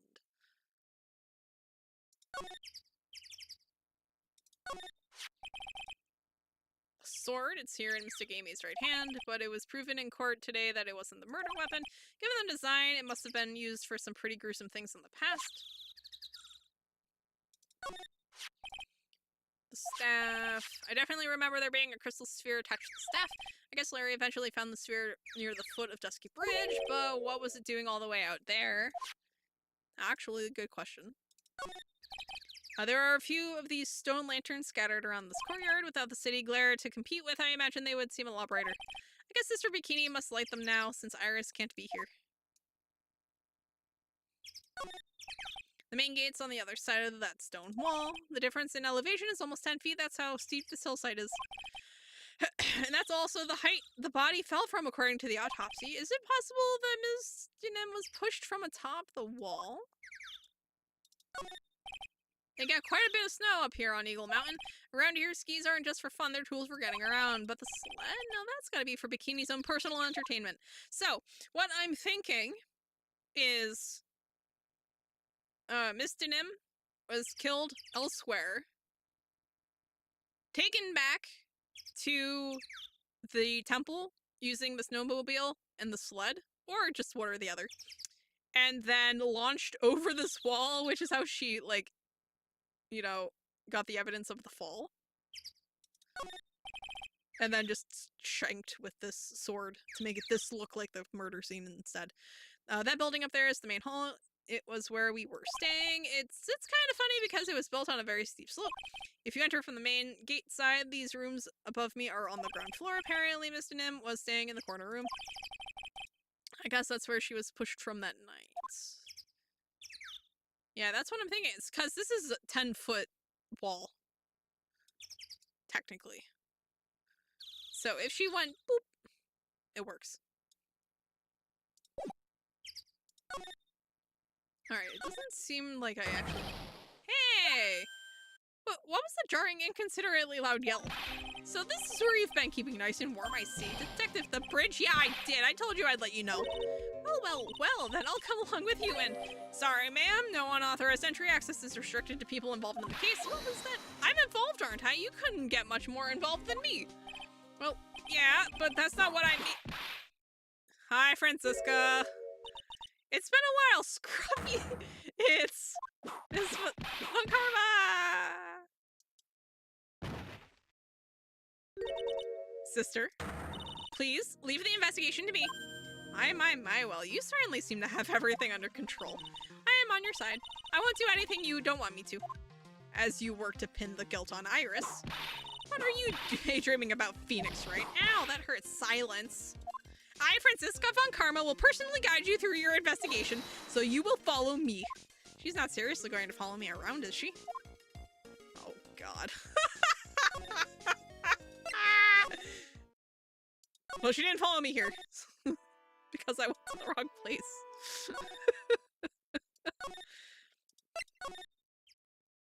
Oh my god. That is such... Okay. Things have certainly become a lot more hectic than before. They must have commenced with the investigation. Oh! Mr. Nick! That voice. Pearl! Wait, how did Pearl get here? Mr. Nick! Mr. Nick! So you were here ever since that night? I was so lonely, I thought I was going to die. When I woke up in the morning and saw the dusky bridge was gone, I realized I was all alone. She was all alone? It must have been very trying for you, little girl. Ah! I am Franziska von Karma, the prodigy. There's no need to worry now that I'm here. You're the prosecutor who was so mean to Mystic Maya last year. Well, I don't like you. You're nothing but a little girl without your whip. Yo, Pearl, my God. Mystic Maya didn't do anything wrong, but you were so mean. I'll never forgive you. It looks like Pearl's words were getting under her skin. Ow, why are you whipping me? I didn't even say anything. You didn't have to. The smile on your lips gave you away. Anyway, Pearl? Weren't you with Maya? I'm sorry, it's all my fault. Huh? What are you talking about, Pearl? Mystic Maya! Wait, Pearl. She just ran off. Ow. That was cruel, Phoenix Wright, to make a little girl cry like that is inexcusable. What was that all about? Pearl acting like that? It's giving me the creeps. I guess I'd better take another look around since I finally got a chance, especially since something about this place seems different from 2 days ago. Phoenix Wright, what? And would you stop calling me by my full name like that? Was this once a prosperous port? A port? Yes, that metal hook is a mooring post for boats, you know. Oh, that's an anchor for one of the wires that is used to hold up the bridge. Pearl needs a second post so half her emotions don't look like she's going to beat someone up. I think that the wire that was tied to this one probably snapped when the bridge burned down. I mean, there's no way there was ever a port all the way up here. Don't get smart with me, Phoenix Wright. But I didn't say anything. Look at all the Buddha statues lined up along this path. Phoenix Wright, do you think this is how many siblings the head nun has? Why don't you ask her the next time you see her? You know what? I think I will. And she'll probably slap you for prying into her private affairs. If I'm allowed to end Von Karma, I'd go to jail happily. No. No, we love... For as annoying as Franziska can be, we love Franziska, okay? She's great. She's a little whip happy, but I enjoy her as a character, okay? I enjoy her much more than some of the other prosecutors. You can see Dusky Bridge from here. It's an unusually long bridge, isn't it? I would say it's about 20 yards. She hasn't killed anyone yet. Exactly! She's already doing better than her dad. Like, her dad murdered someone. I guess the gorge is too wide to cross with a piece of rope or wire, huh? Therefore, no one has crossed the gorge in either direction since the night of the murder. A simple yet sound deduction, wouldn't you say, Phoenix Wright? I don't like that she's, like, palling around. Like, psh, we sounds more like you. Yes. There's a weird smell coming from that incinerator. The door is also open, almost like it's begging me to look inside. Well, let's see what stunning clue is concealed in here, shall we? Huh? It's empty. How naive of you, Phoenix Wright. But it's a bit strange, don't you think, Franziska von Karma? You like the whip? No! Absolutely not. Like I said, I like her as a character. She's interesting. I seem to remember. What do you remember, sir? The assault is a problem. Okay, yes, the assault is a problem. I am not going to deny. I'm not going to deny that. Nor did I say she was perfect, mind. Psh, you like the whip? Do not. In other words, someone's been using it to burn something recently. Listen, Phoenix Wright, it's impertinent to call people by their full name. I was only copying you. Actually, true.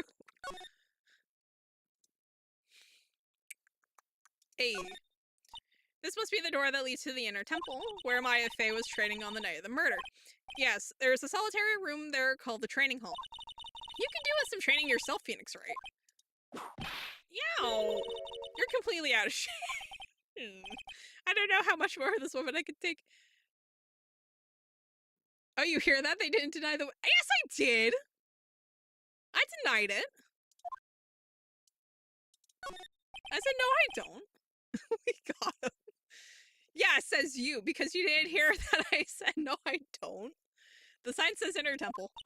I don't know how you're reading it, but it's incomprehensible to me. Actually, I can't read it either. Feigning comprehension isn't a very good habit to have, Phoenix, right? She looks really happy to finally caught me on something. Oh my god. Why is she here? Not the second time? Well, I denied it both times, trust. Also, why is she here? Why is she following me around? Is she, like, trying to make sure I don't, like, die of my 102.2 degree fever? There's a little gate that leads into the garden. It says no entry on the sign, though. Come now, Phoenix, right? What are you doing? Let's go in! It's half open anyway! What harm could come of it? But it says no entry.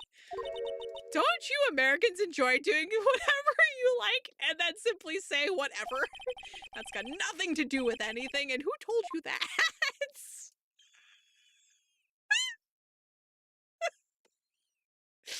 Oh no. See, she's great. She's hilarious. Like, genuinely. Oh, good lord. Why is there a psych lock here? What's wrong? Why are you so quiet? She was supposed to be training in here. Yet it appears she's nowhere to be seen. What's that? That's strange lock? It wasn't there 2 days ago. This whole room is really giving off some strange vibes. I don't like it in here. It's an antique dresser. Don't you dare open it, Phoenix, right? Now I know how Maya feels when I tell her not to touch things. What a pity. It's full of nothing but old clothes for the acolytes. I thought we weren't opening it. I'm from the prosecutor's office. I can do anything! Yeah, you can do anything except stand up to a 9-year-old girl. Oh, Lord. Look at those wafer-thin mattresses. I'm sorry, Phoenix, right? Wafer-thin? Yeah, you know, thin like a wafer, in other words, uncomfortable. That's how we describe things like these mattresses. I guess you must say wafer-thick or something back in Germany. Not about these mattresses, certainly not. I don't want to know what they call wafer-thick there. What do you think this yellowish poster is, Phoenix, right? It's a scroll, not a poster. It's a picture of a woman who's actually... a woman? I don't see any woman here. There's a different atmosphere in this room since the last time I was here. No, it's not a different atmosphere. It's a different smell. It's gravy. What's the matter? This scroll, it's been completely covered in gravy. Ah, yes, there is a very appetizing smell in the air. But gravy is a type of sauce, so when you run out of paint, you Americans use gravy as a substitute, I see. Wait, I missed something. How did they cross? Okay, so, somehow Gumshoe put down a bunch of, like, planks to make the bridge passable. It is literally just a bunch of horizontal, like, planks, and then, like, one big strip going perpendicular to them. No one does that. For starters, it stinks. This must be the gravy that we had with the roast on the night of the incident. But why would anyone do this? Why this scroll? Misty face image is obscured by gravy. Hanging scroll updated. Touch to see before and after review under the check screen. Interesting that it also prompts me to, like, touch it, like, as if I have, like, a touch screen. I can't make out what's drawn on the scroll at all. I'll never understand you Americans and your so-called artists. And we trusted his carpentry skills. Yes, we did. Yeah, we can... artists, yes. This door. When I was here 2 days ago, that weird lock wasn't on it. Those chains, it's almost as if they're guarding something inside that cavern. I've never seen a lock quite like this before. I have. I've seen locks and chains just like this before. They looked They look just like the ones that guard a person's secrets during a psych lock. I wonder if this lock is guarding something too. Dark secrets in a dark cavern. What took you so long? I thought... Wait, what are you doing here, Godot? What?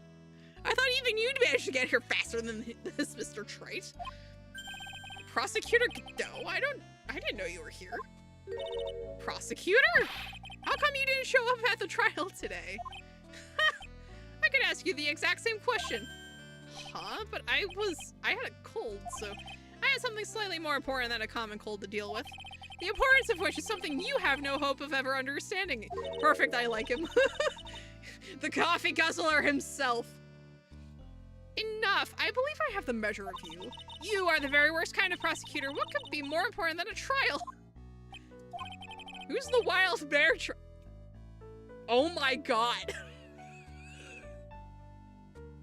What's going on? This is Miss Von Karma. She was the acting prosecutor in your absence today. FBI, this... Well, no, she's 19. She's 19. It's weird. It's weird, but not FBI weird. Love him. You know what? Fair. He's a little weird, but Godot's all... Yeah, no. Honestly, and he's like 30-something. Yes, so like I said, weird, but not FBI weird. Technically. But anyway, no. Favorite prosecutors? Him, obviously Edgeworth, and Francisca. Actually, wait, that's all. Yeah, I wasn't very fond of Manfred. And obviously the tutorial dude, it's just... You're not, I don't think you're supposed to like him. Well, I guess I owe you one then. Well, you can go now. Princess, it's time for the big boys to take the reins. Absolutely not. No, she needs to stay. Just who do you think you are? This case is my... Hey. Ooh. Ooh.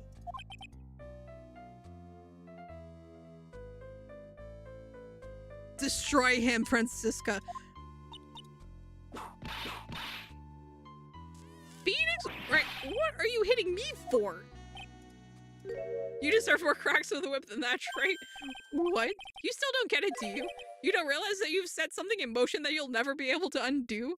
My mother is 11 years older than my father. Yeah. My folks are a lot closer in age. They're like months apart, but... Oh yeah, no, certain age gaps are not uncommon. There's something different about Godot today. I'm getting such a strong sense of something from behind that mask of his. Is it anger, or is it sorrow? My god. Yeah, like, why didn't you show up? You had some important business and that's why you weren't in court, huh? So what was it? I've told you once before, but perhaps you don't remember. He doesn't have coffee. True! I've returned from the depths of hell to do battle with you. My god. You see, Trite, I've experienced something most have not. Death. You died? Of course, being extradited from hell is a tedious affair. The meticulous regeneration and adjustment of all your internal organs is, well, let's just say modern medicine allows us all to live to a ripe old age. Even someone like me. So you mean that mask you wear is this ugly device? I promise it's not a fashion statement, my unenlightened friend. Without this, I can't see your frequently dumbfounded face. I didn't know. My eyesight is pretty messed up. Even with these huge goggles on my head, I still can't see everything. Still, I keep this worn out piece of junk of a body going with regular servicing. I'm sorry, but you say you experienced death? How is that possible? What happened? Why don't you ask him? Huh? Me? Yeah, Trey, you should know all about it. You know when my life ended, and who ended it for me.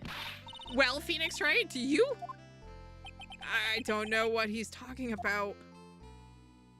Although, to be honest, I do feel a little tug at the corner of my memory. I think I do know about how Godot was killed. You know exactly what happened, Nick. You know exactly what happened. It will all become clear in due time. Isn't that right, Trite? Earlier, you said, I've done something I can never undo. What do you mean by that exactly? The inner temple here on this side of Dusky Bridge is an isolated island. That's what Sister Bikini said too. And I wonder, Trite, do you know what the police are doing here today? What do you mean? They're searching. Searching for any trace of an acolyte who went missing. Missing? As leader of the search party, I can tell you this with absolute certainty. Maya Fey is not on this side of Dusky Bridge. Huh? He didn't show up because he could hate on Nick during the trial. Real, to be honest. Truly a hater for the ages. But that's impossible. She came here that night, and I won't say it again. The chances of her being here are nil. Excluding, of course, one very unique place. One? Where is that? The Sacred Cavern, the entrance of which we are standing at right now. This is the only place that the search party has yet to explore. So they haven't searched the cavern yet, huh? Be aware, though, that the temperature inside frequently falls below freezing. Even if she were in there, the chances of her being found alive are slim at best. No. Which means, Trite, that you sent Maya Fey to her death. You fool! If that's the situation, why aren't you in there with a search party right now? You must have blinders on, my equestrian angel. Do you see the big lock and chains? It's a trick lock. I'm making preparations to open it as we speak. Well, Trite, once again, a woman dies because of you. Once again, what are you talking about? Don't tell me you've forgotten. It was only 2 years ago, after all, when the last unfortunate woman died because of you. Because of me? And do you know who that was? It was Maya Fey's sister. That's right, Mia Fey. Mia? You killed her. No, that's not how it was. It was 2 years ago. Mia Fey was pursuing someone, a man, but she bit off more than she could chew. She made a very dangerous enemy. Yeah, that's one case I'll never forget. But I got that guy personally. Sure, Miss Fey's murderer was caught, but that won't bring her back. Well, no, but you were with her at the time. You and no one else. It was your responsibility. You should have protected her. You say Mia Fey was your teacher. Well then, I'd say you've learned nothing, Trite. You robbed her of her life, and now you've let her sister suffer the same fate. I haven't sentenced Maya to death, no. Lord! And it just like all just chucks it down on you in like the second half. My god, what is story pacing? What is this peculiar looking lock? Pearl, tell Mia we need main outfit again. Oh, no! No! Why don't we just break it open? It would be a simple matter of... I'm afraid we can't do that. This area has always been prone to earthquakes. The repeated tremors have weakened the foundations of the training hall. Any excessive force used to break the lock open would, well, let's just say the inner temple and the sacred cavern would be a thing of the past. Very well, then I dare suggest the obvious solution of opening it with the key. Sure, just show me where the keyhole on this trick is on this trick lock. There's no keyhole? That's right, an interesting puzzle, huh? The person who set this lock is the only one who can open it. And who was it? Simple, the accused. What, Iris? When an acolyte undergoes training inside the sacred cavern, the attending sister is responsible for locking the entrance. Obviously, the night of the murder was no exception. Maya Fey was to train in there. Sister Bikini did mention it a number of times now that I think about it. She said that Iris was left in charge of supervising the early stages of the training. So, Iris, the accused, is the only one who can open this lock. Bolt cutter taking off lock will trigger an earthquake. Got it. Exactly! I've arranged for her to be brought here now. Iris is the only person who can open this lock. I hope she gets here soon. Hang on in there, Maya. We'll get you out. So, I should be getting back to work. Wait, Godot. How sure about Maya are you? There's no doubt in my mind. She's in the sacred cavern somewhere. It's the only place she could be. You'd better start praying. You'd better pray that friend of yours brings the accused back here soon. Edgeworth? Listen up, Trite. There's only one thing I want to say to you before I go. I'll never accept you. Never.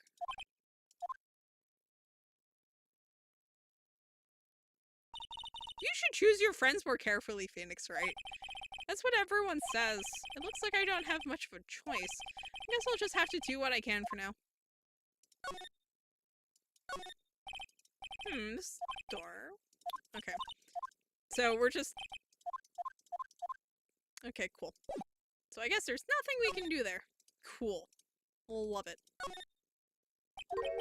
I don't know. Should I or shouldn't I? Sounds like someone's talking to himself, but where's it coming from? Yeah, I guess I better wash that off. That's what I'll do. No, but I can't do that. I'm a detective. Oh, my brain, this is driving me nuts. Ah! Is something troubling you, Scruffy? Please don't whip me like that all of a sudden, sir. It was merely a simple greeting, a friendly tap on the shoulder with my whip. So what's up, Gumshoe? Something on your mind? How did you know, pal? Perhaps you were trying to decide if you wanted to wash that off or not? How did you know, sir? Oh, yeah, I nearly forgot. You can't go through that little gate there, okay? You mean the one that says no entry on it? I, kinda already snuck in there. Is he trying to be clever or something? So what's behind there, Scruffy? Huh, a kind of garden-like garden?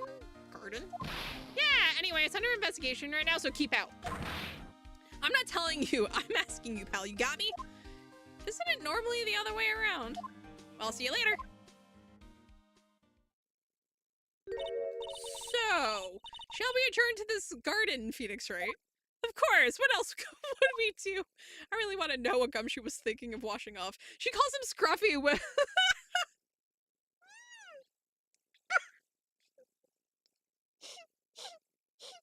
Jess, no!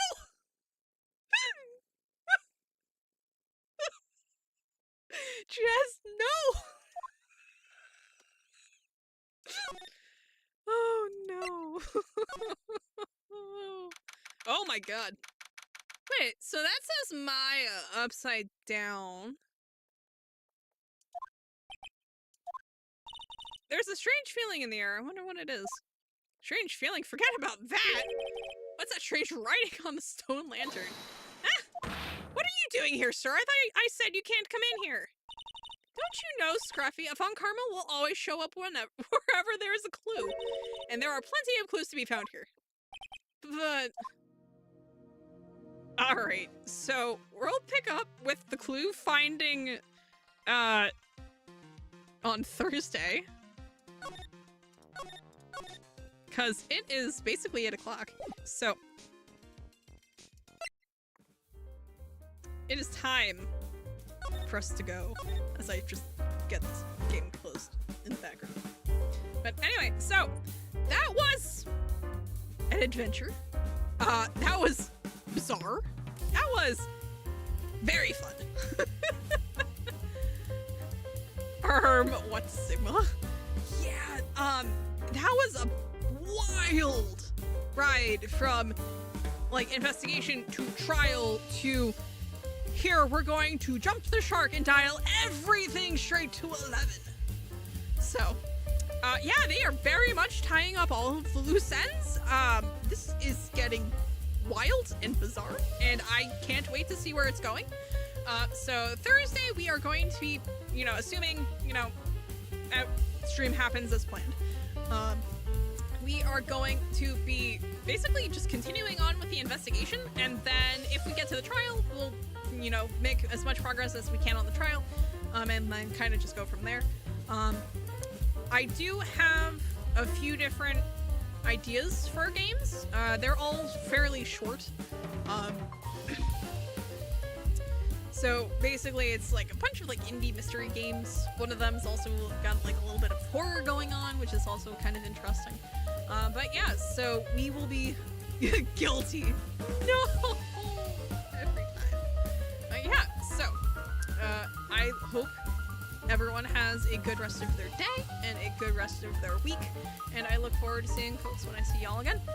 Take care, folks. Bye.